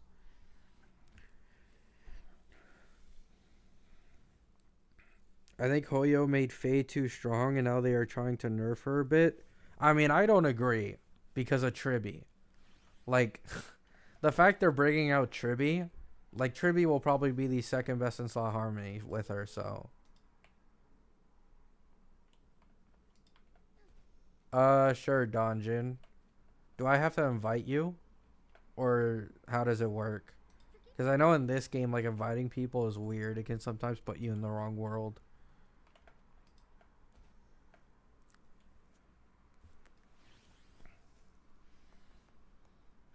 Oh no, yeah, yeah. One of the fastest clears I've seen for the Bandemic boss is a Jadeling Shaw combo. Give me a sec.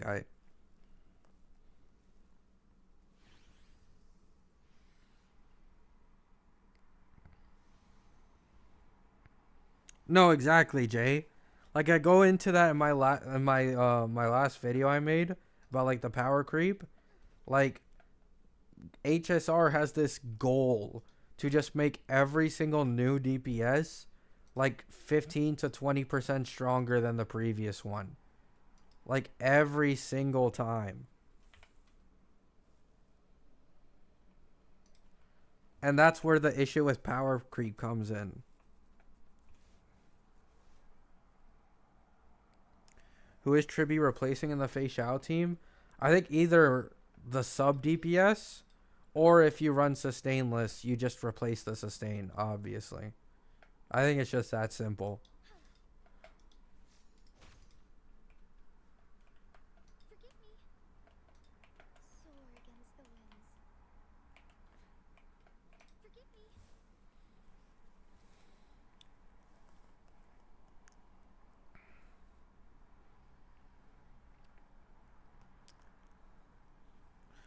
It is because it's a gacha game. I mean, like, I don't want to compare it too much, but like, Wuwa and Genshin just don't have anywhere near as bad as power creep though. Like HSR is the only game where I'm genuinely worried when I pull for a character that I don't like that is meta. Like the only reason I pulled Robin was cuz she was meta. That's the only reason, right? That's the only reason I consider it. And Wuwa, I can pull for like 4 different DPSs, 4 different supports, and I'm still going to be able to clear most of the endgame content, right? Like, I can just pull for whoever the fuck I like. And then it's the same in Genshin. Like, in Genshin, there's so many, like, different DPSs who can still clear endgame even, like, 2 to 3 years later. HSR isn't even 2 years old yet, and Blade is absolutely, like, on his last fucking string, bro.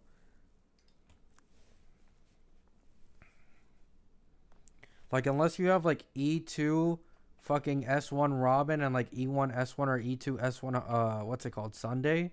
Like, Blade is not having a good time. Same with, like, Seal. Seal is the exact same.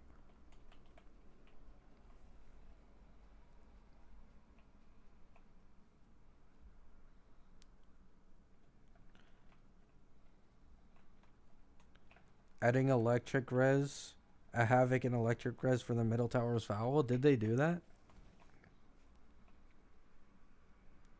I'll dispatch of you in 18 cycles. Yeah, it's really bad.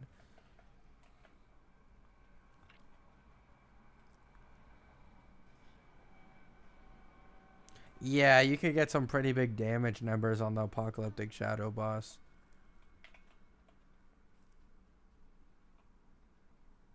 Glad Jinshi's getting a rerun. I missed out last time because I was building my PC, but I'm a pull for her. Hey, good luck, man. Good luck. I never even wanted to pull Jinshi, I'm not gonna lie. Like, I got Jinshi pretty luckily on Wuwa. I think I did, like, up to 40 pulls, and I just got her early. So I was like, oh, okay, I'll just use her then. I originally wasn't gonna go that hard for her.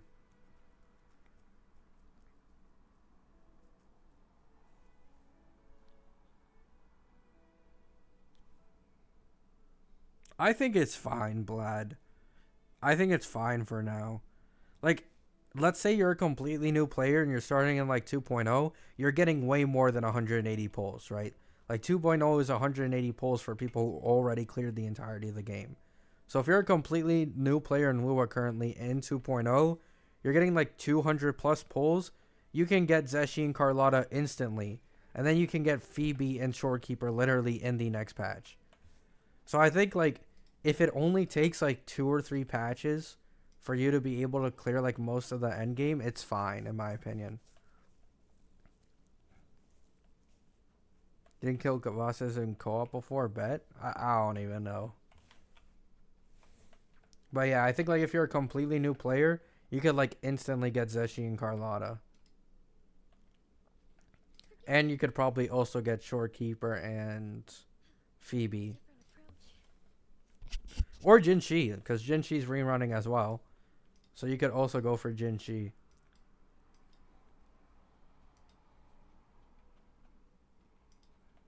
Got you on those trophies, don't worry. Oh, so that's why I was randomly getting trophies. Thank you. I didn't even realize.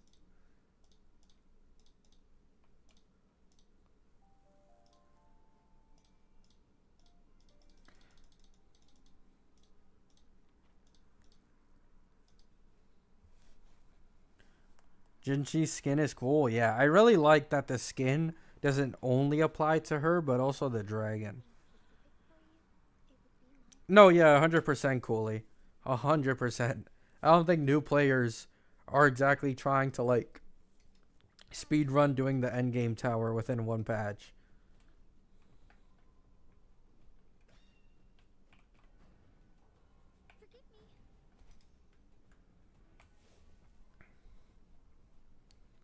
You know, you need to grind the hell out of the map, though. Oh, 100%. But, like, it's worth it. Like, it's really worth it. Plus, anyone who's new to the game is probably going to have a shit ton of fun, like, being able to play the game, like, hours and hours on end. Like, continuously, and still have a lot of shit to do. Like, that's what I did when 1.0 Wuwa first came out. When 1.0 Wuwa first came out, I was grinding the map. Like, absolutely crazy. And I was having fun every day.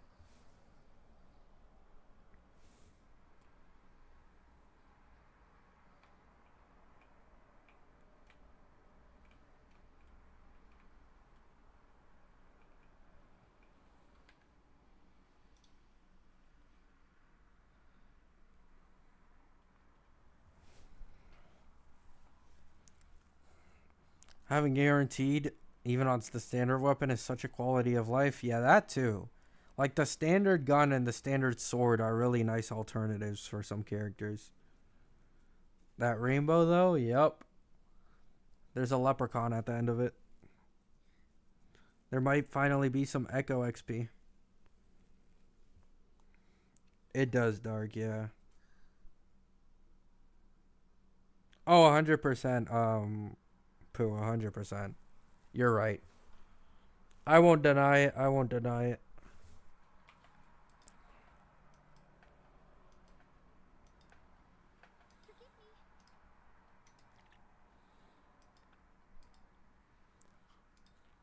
I feel like for most people it would still be pretty fun though.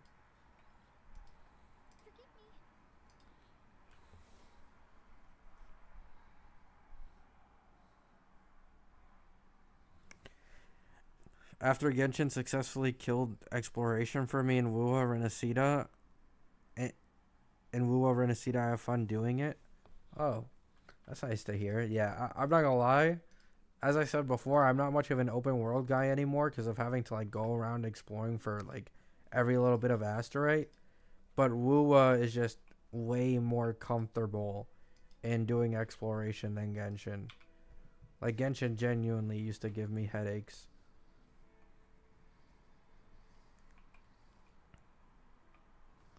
Like, it was fine, right? Like, I will say, when Wuwa didn't exist and I never, like, tried Wuwa before, Genshin was actually fine for me. Like, I was fine with how slow it was. But it's after I played Wuwa that it just felt way worse going back to it.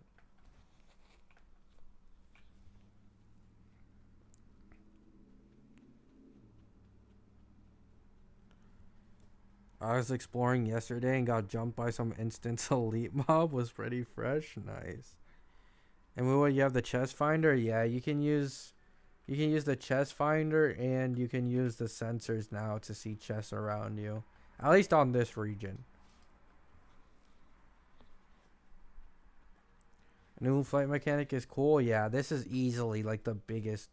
This is the best like quality of life change they could have possibly ever added. Like there's nothing better than this.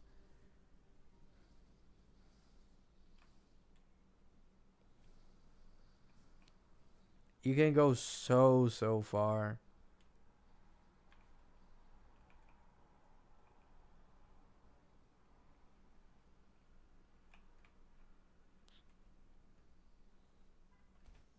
Like, look, it's literally out of render distance where I just was.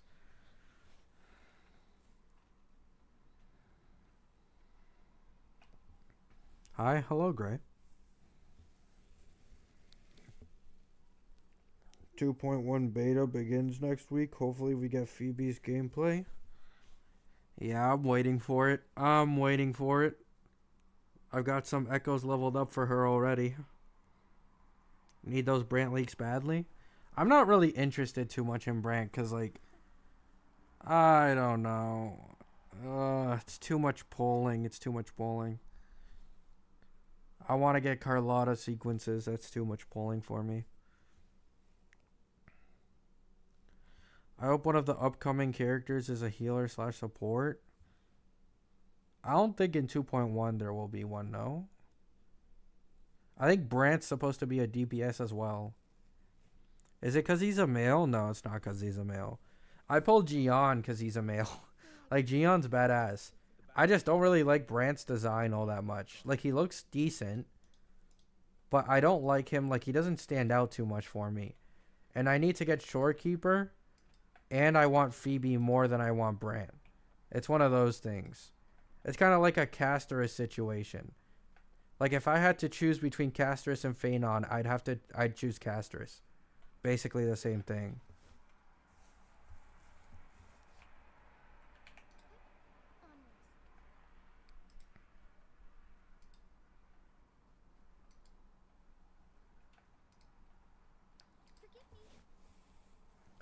I hate Brant, and I don't know why.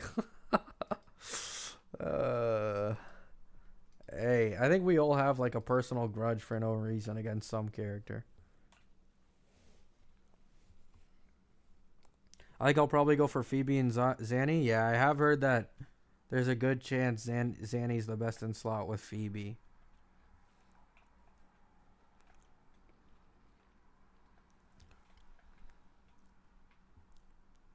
Brant and Shorekeeper running at the same time, so double healer is crazy. Yeah, I think I'd still rather get Shorekeeper though.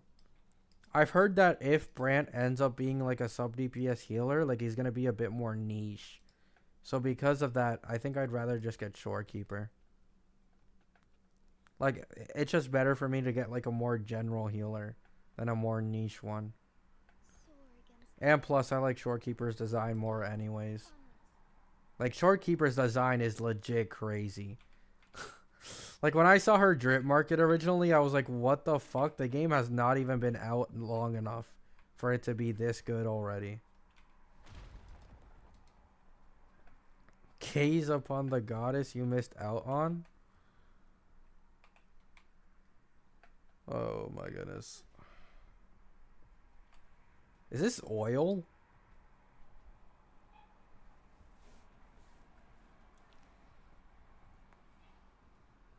Shorekeeper's too good. Crit rate and crit damage plus damage bonus. Yeah, I have heard she's just really solid. Like, I just want one Verena, one Shorekeeper, and I don't have to worry about a healer ever again. You know what I'm saying? Like, it's just that simple.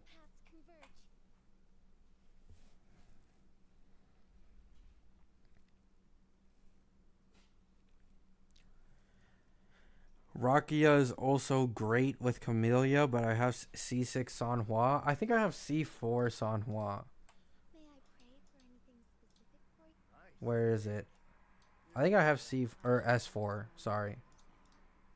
Yeah, I have S4 Sanhua.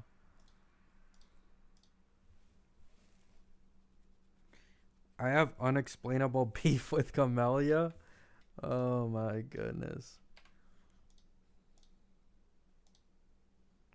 Yay!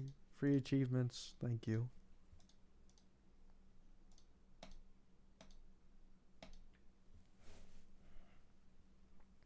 Got Shorekeeper S1. She's a badass. Yeah, I really want to get her. I wanted to get her even like back then when she first got drip marketed, but my god. That Zhang Liao event was like a big hit for me, bro. Like with everything that was going on at the same time. Who the heck has beef with Camellia? I didn't want to say it. I kind of have beef with her too. I am not interested in Camellia at all as a character. I'm not gonna lie. That's just me personally, though. You know, nothing objective here.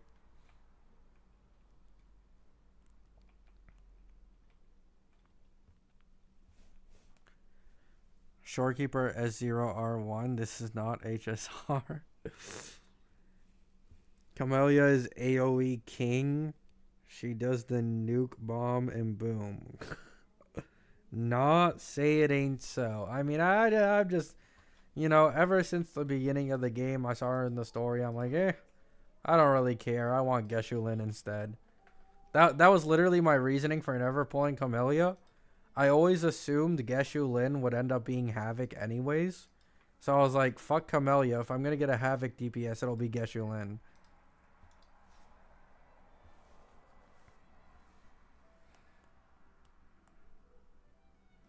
That sounds pretty gay, no judging. Okay, man. Okay. Like, you can't tell me Yinlin isn't just like low-key, he kind of reminds me of Blade. Like, he's the aura man of Wuwa currently, in my opinion. Like, when they're describing him and his fight, like, against the fucking thing in the beginning of the story, like, he looks like aura man. You can't blame me for, like, wanting to go for him instead.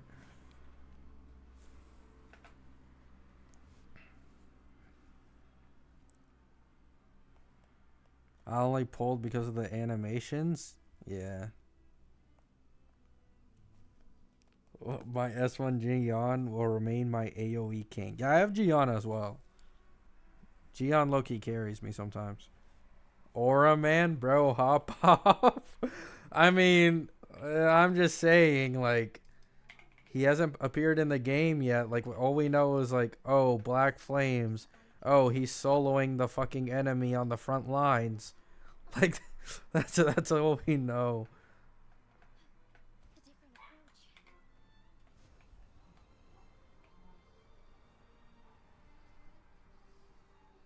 He's like, it just reminds me of Blade, bro. It reminds me of Blade.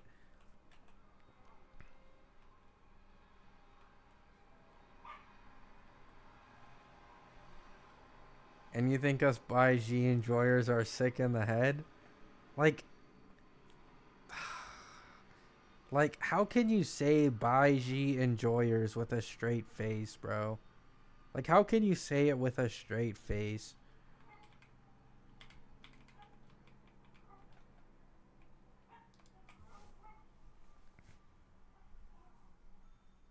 Camellia's carrying me, but once I build my Jinshi well, she'll be my top 1 DPS. Yeah, Jinshi's really good.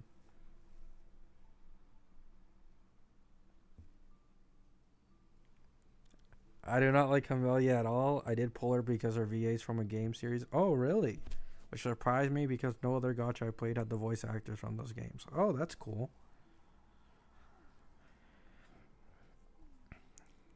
I also pulled for Yinlin because of the nice one, Pooh. I haven't used her on anything yet. I have heard Yinlin has been like a bit off the meta recently. Like, there aren't too many people who can take like advantage of her. Guess Yinlin is the Piccolo of Wuwa? Yeah, basically. How can you say Aura Man without being on your knees under his desk, bro? It's just not that, like, he's cool. Like, that's all it is. He's badass. Like, if I'm going to pull for a Havoc DPS, it's just going to be him. I'm basically doing the same shit with My Day right now. Like, I was originally going for Castris and Phanon. Because I thought My Day's, like, in-game model would be shit.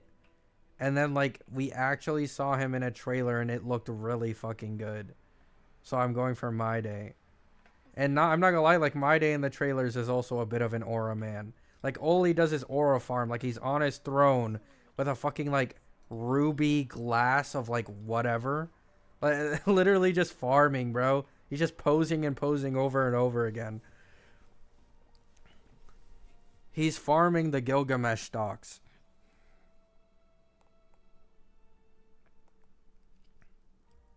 People just don't want to use Zhang Liao. I mean, that's understandable. Camelia's pretty average, but she don't. Oh my goodness. Me who pulled Camellia saying that, LMAO. But yeah.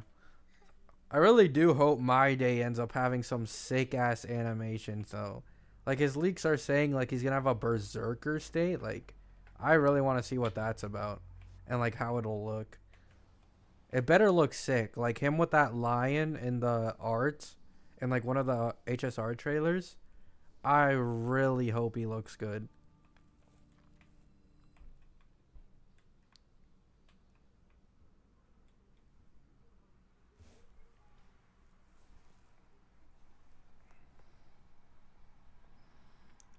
Only thing I don't like about 2.0 is the middle tower nerfs and the fact that I have to refarm Nightmare Echo / new sets. Yeah, I actually saw that ZZZ does way more fucking damage with the new Empyrean Anthem set. So aside from the fact that I have to farm for Carlotta and Phoebe, whenever I get ZZZ in the future on like a rerun or whatever, like she works way better with Empyrean Anthem.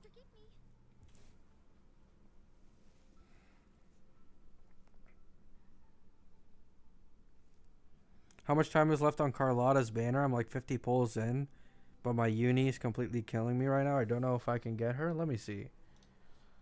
So she has 15 days and 13 hours left on her banner. Currently.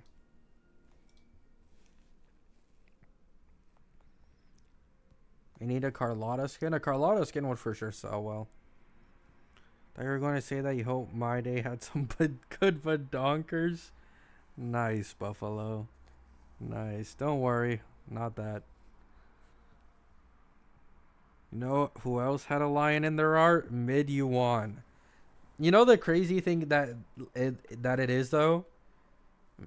Jing Yuan, outside of My Day, is my favorite male design in the entirety of HSR. So the two guys with lions are my two favorite designs for dudes in the entirety of the game. It's not a coincidence, all right? It's not a coincidence. But do not start, comparing the two. My GOAT, My Day will last the entirety of the 3.x patches, okay? So leave him alone. My Day will not go through a Jingyuan situation. I see no Castris crumbs. I need some. Yeah, I have no clue how we got Anoxa leaks before Castris ones. Even though Castris is like running earlier than Anoxa. Like that's just a scam. Like the leakers are just gatekeeping at this point.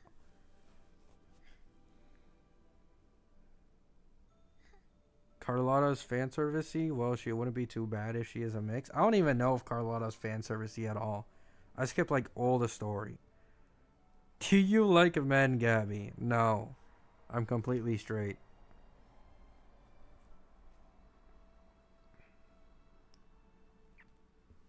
Curse of HP scaler? Guys, please.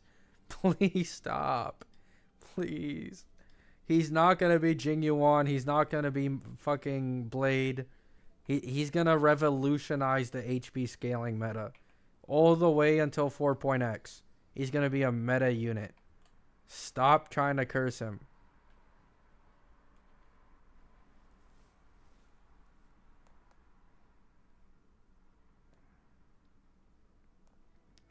Exactly, Butterfly. Did you see the Jingyuan mod leakers use pre-Sunday release? No, I didn't.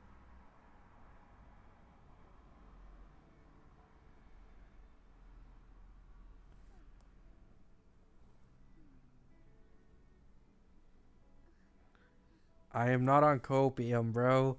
The leakers gave a meta rating of S for My Day. And they gave Herda A+, and Herda's already pretty broken.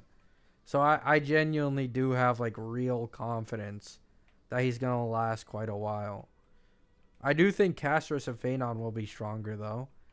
But I think he might be like a type of Yinlin situation where like he's a pretty universal DPS for like all endgame modes. Like he isn't the best, but he can still clear everything fine. As far as the eye can see. I mean, in 3.1 when he releases, he will be the best probably, but I'm talking like overall in the future. Trusting leakers for meta. Pass me some copium too. Just kidding. I mean, to be fair, all their meta ratings so far have been pretty accurate in my opinion.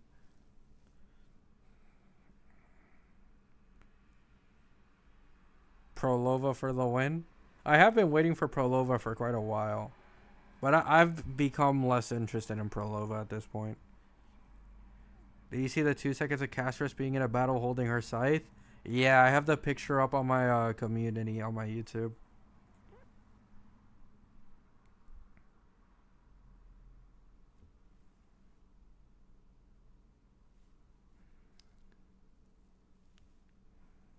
Still no HP support Harmony in 3.x? Yeah, I don't understand why. Like, I was talking about it before, but like, they just seem to be allergic to making any HP supports. Like, they just make an HP DPS with 0 HP support at all. Like, they'll do it for Break, they'll do it for Acheron, but they won't fucking do it for HP scalers. Like, I don't get it.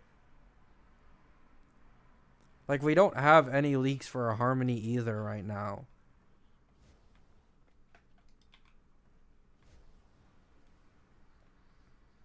I mean, outside of Tribby, of course. Outside of Tribby. For like an HP scaler.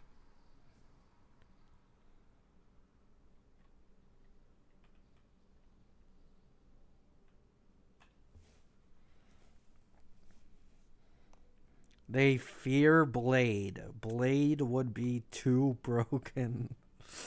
I'd actually pull Blade if he ended up becoming meta again.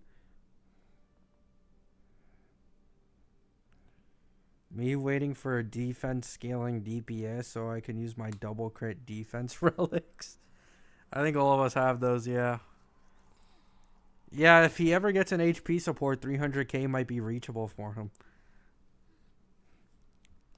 My only premium sustain is Aventurine, but he's bugged. Should I get Ling Shot or wait until Hyoscene? It's honestly up to you. I think if you plan on pulling My Day 100%, you're probably going to need Ling Shot no matter what. But if you're not planning on going for a My Day and you don't mind waiting like a patch after Castris, Hyoscene would probably be fine. I think Hyoscene is supposed to be 3.3.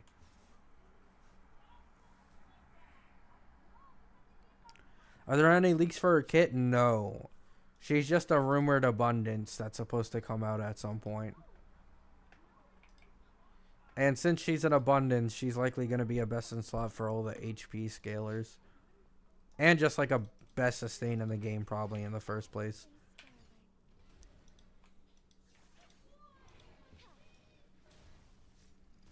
Yeah, all we know is that it's an abundance character. That's basically it.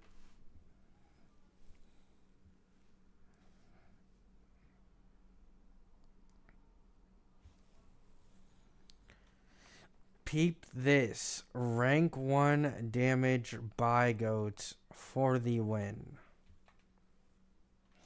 Like, I just can't take it seriously, bro. I can't take it seriously. Baiji is so bad.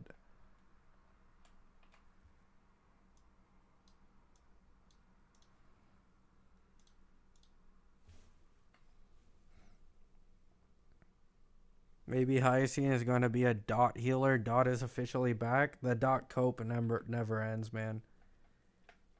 You know how, like, anybody who's watched One Piece and, like, Whitebeard has to remind the world that the One Piece is real because the world government has been spreading so much propaganda that it isn't a real thing? Like, that's basically Baiji at this point. Like, yeah, you're just coping about Baiji. Like, oh, the Baiji is real. Like, it's not. It doesn't work like that.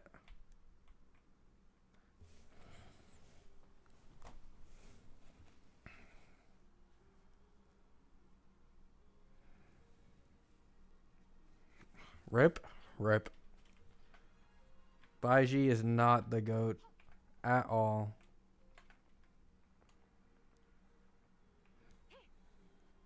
Look at that weak ass Baiji. Says the hater. Oh, hell no. Watch this. Watch this. Bam. Bam. Baiji wishes she could do that. Baiji wishes.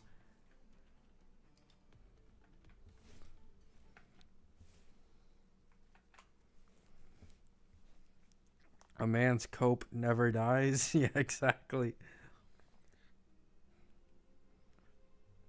They need to make a support that converts HP into dot to create dot blade. The worst thing humanity has ever created. Nice.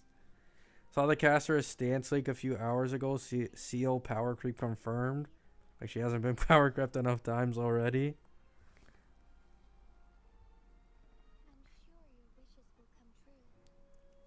They need a power creep Kafka for Dot to get a comeback.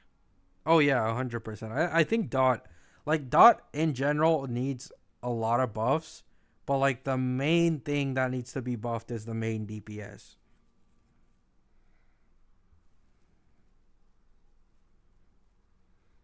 It's not a leak, by the way, Butterfly. It's just a screenshot, like in the recent trailer that Hoyo released. Like for like 1 second, if you pause it, you can see her there. It's not a leak. People just took a screenshot of her model that showed up.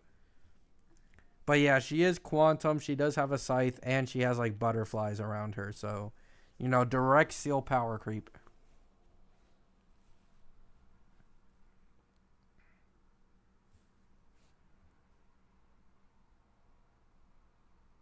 You patiently wait as night draws near.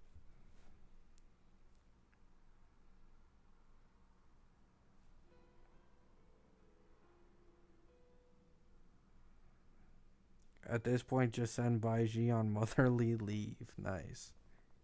Wait, why is my screen completely black? Hello? Is it bugged? My screen's completely black.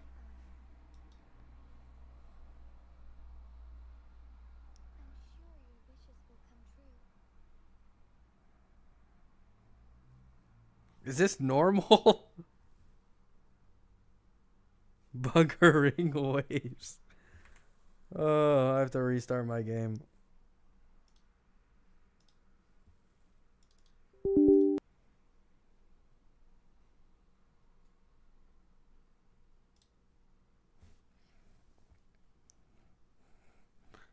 It was a screenshot? That's cool. Yeah, it is a screenshot from the trailer. Yep, mythical butterfly. I know why. Baiji karma is crazy. Never learns. Deserved. Like, what's with the Baiji glaze, bro? I thought we left it back when, like, I first quit Wuwa. Like, I thought people would just, like, get over it, man. Like, we're in 2025 still talking about Baiji. Like, oh my goodness.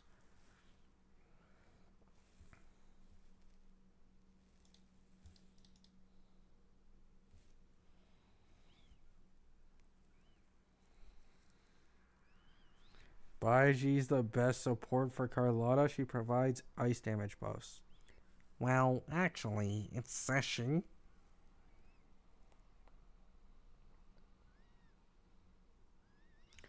She's actually pretty good with Shorekeeper's weapon. You know who's better with Shorekeeper's weapon?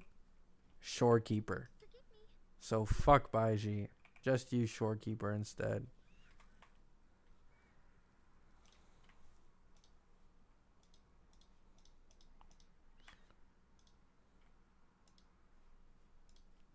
Weekly challenge. More trophies. Shorekeeper ended Baiji. I'm saying. I remember when Shorekeeper got drip marketed. I was like, finally. Baiji power creep. I needed this.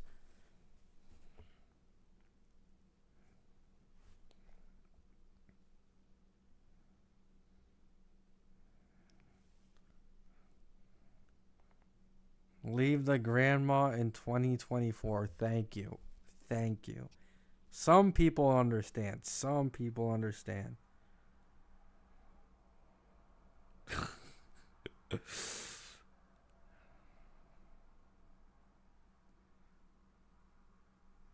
Talk to him, Destroyer. Talk to him. Let them know. Let them know. Shorekeeper and Verena supremacy. Let them know how bad Baiji truly is.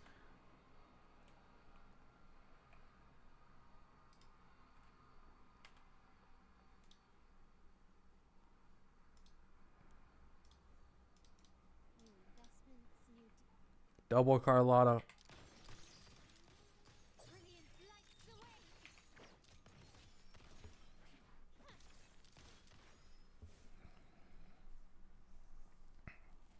This chat is full of paid opposition to Baishi. No one is paid here. If anything, you guys are the ones paid defending her. Doesn't make any sense.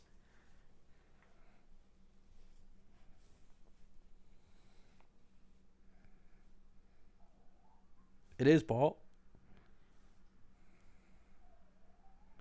Do I need Zeshi for Carlotta to be good? Because I don't like Zeshi's gameplay that much. You don't need Zeshi, I'm pretty sure. I think you can use, like... I've seen you can do, like, quick swap with Chang Li. However, like, a normal team, I think you can use, like, Sanhua just fine. And you can also use Tao Chi just fine. And you can also use the Mouse Girl as well. That's, like, a 4-star, I think. So she has a few different options. It's just that Zeshi's the best one.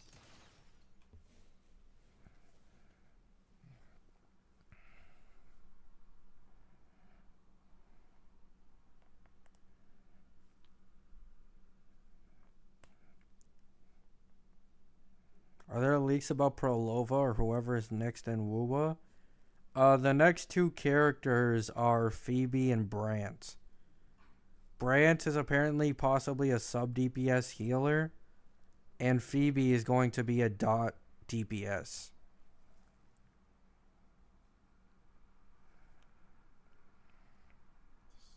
Nice, Johnny.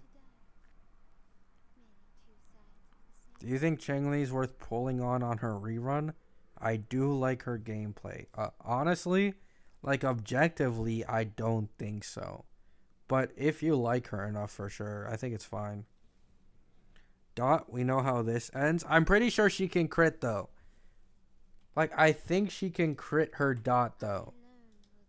So if I remember correctly, this Echo set that's for her, yeah. Inflicting enemies with Spectrofrazzle increases crit rate. So this implies that Phoebe's going to be a Dot character who can crit.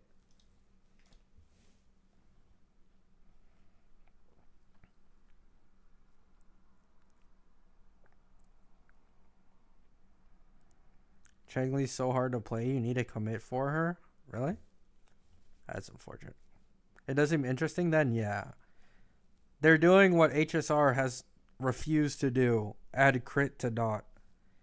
Even though they have it in Simulated Universe and Divergent Universe.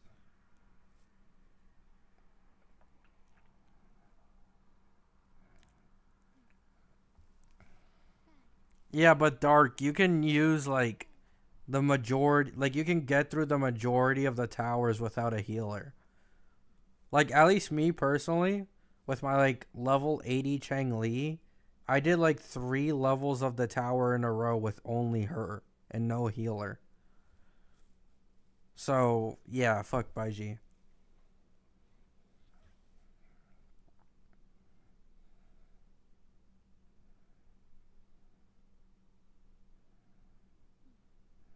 Imagine break characters in Wuwa. It would probably just be like elemental reactions, basically. Though that would be pretty cool. Pulling for Phoebe because Dot and I'm also an acolyte. Nice. The tower only used 2 units into the last floor? Yeah. As I said, Hyacine will be a dot healer that will make dot crit. I mean, you know, it is a possibility in like maybe a universe out there. You know what I'm saying? But yeah, then the next 2 characters should be Phoebe and Brant.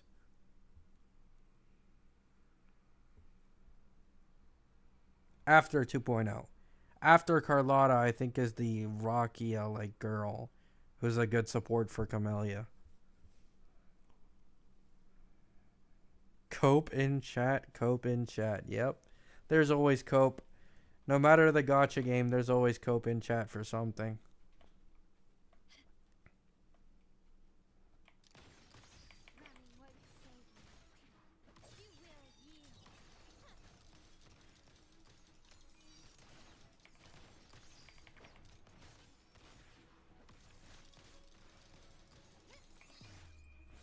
Whoa.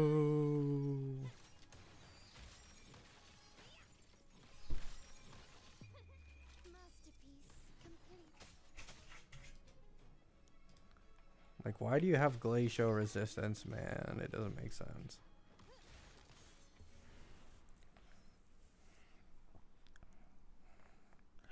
Prolova's confirmed playable. We just don't know when. Yeah, I've been waiting a while for Prolova. Same with the Sentinel girl. Would be pretty interesting and unique. Crit dot. Yeah. I don't know why HSR just doesn't fucking add it yet, man. Like, you know what? Make Phanon dot. Make Phanon a bleed character. He's gonna be what brings Dot back into the light. Physical bleed destruction. Somehow, some way, he's gonna make it work.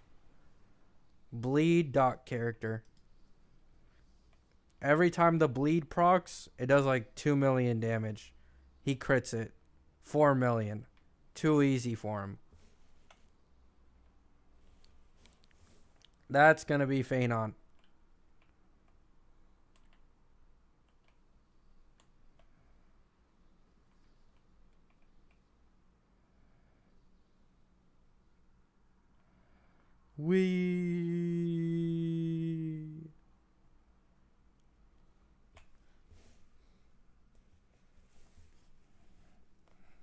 Bleed dot is actually broken though. That's what I'm saying. Like a physical dot DPS would actually be pretty strong.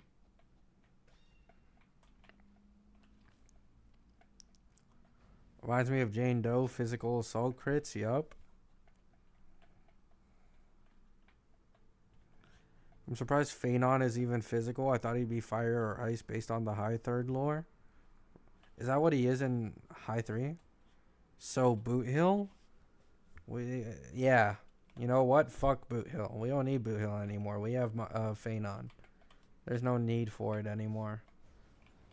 Boot Hill was the physical GOAT for a little while, but everybody has their time. You know what I'm saying? In HSR specifically, that time is usually around a year. Once that year is up, get ready to be power crept. It's really that simple.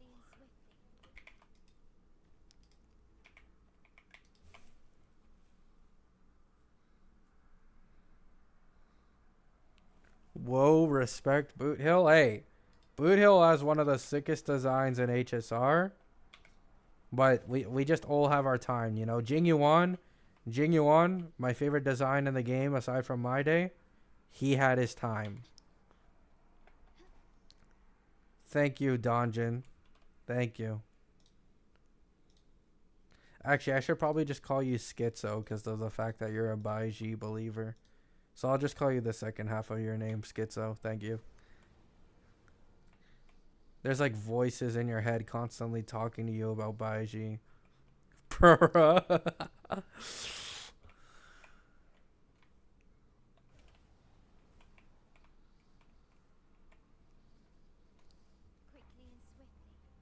No, not the wolves. Not the wolves. No, there's more wolves.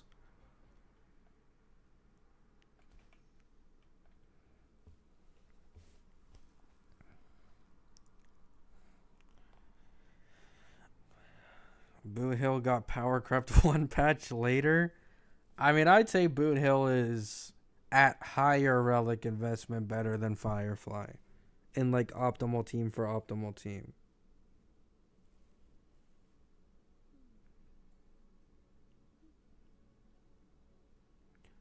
I got 90% crit rate but 210 crit damage. This is torture. That's bad.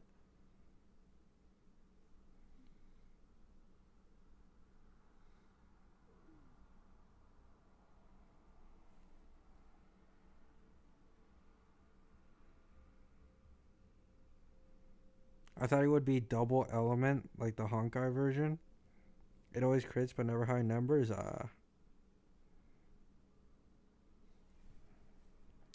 I mean, I think it was rumored that Phanon is going to have a second form, no? I don't think it'd be a different element, but it is rumored that Phanon has a second form by the leakers. Similar to like My Day. Although My Day doesn't so much has a form, he just has like an enhanced state.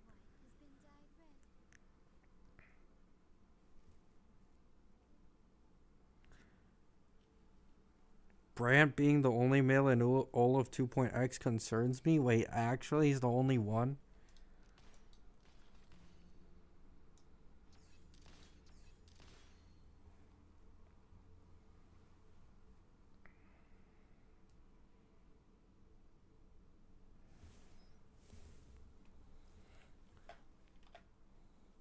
Let me do some single pulls on Zeshi. Surely I don't win anyway, so it doesn't matter. I just want some coral. And if I get her early, I get her early. Saves me from pulling her later.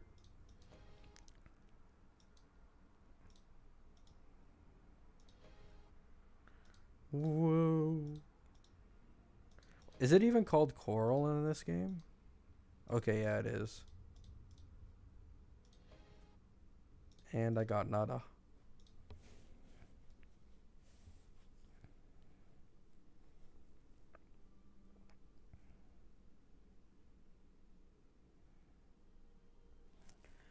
I'm sorry about your luck, man. Yeah, it's not always a good time in these gacha games.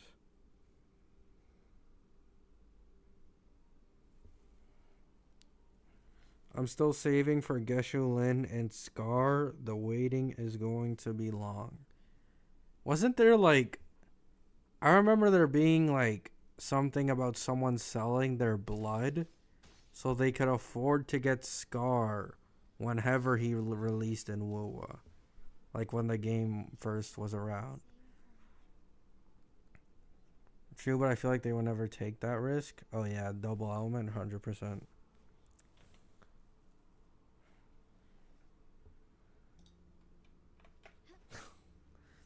Pros richer than me. Nice.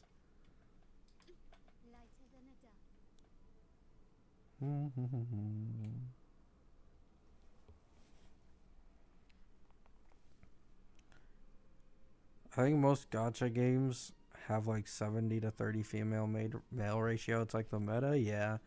I mean, I will say like I don't doubt that like the majority of Hoyo's games is like mostly men.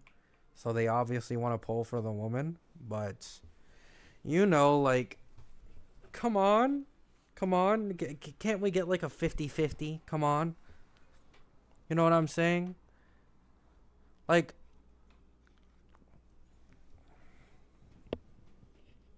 we should know better by now, you know?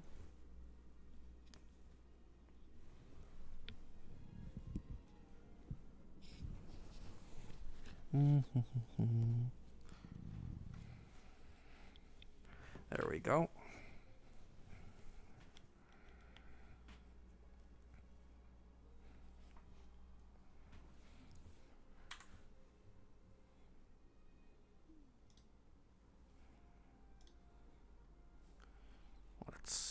Let's see. Oh wait, I went on the wrong thing. Actually, let me... My Yinlin. I need one cost echo. Does Yinlin use any of the new relic set? Like, at all? Like, does she maybe also use Empyrean Anthem?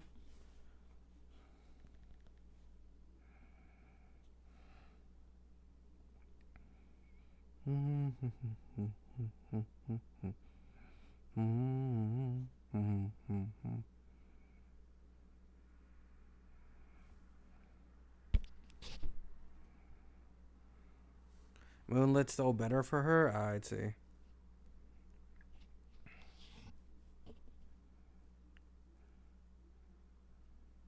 I think she can use the one for coordinated attack.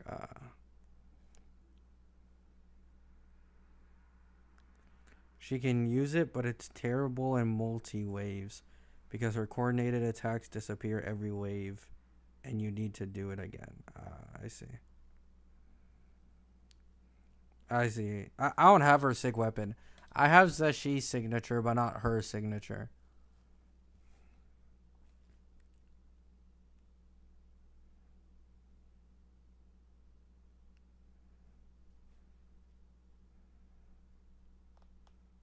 Yeah, I only have Zeshi's.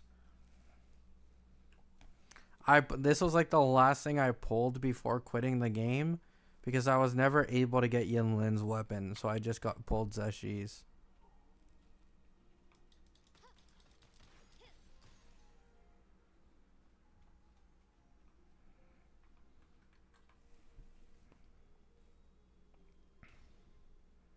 Then you're better off sticking with Moonlight.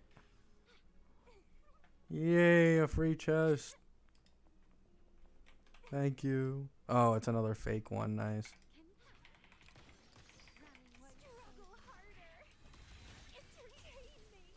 Yay.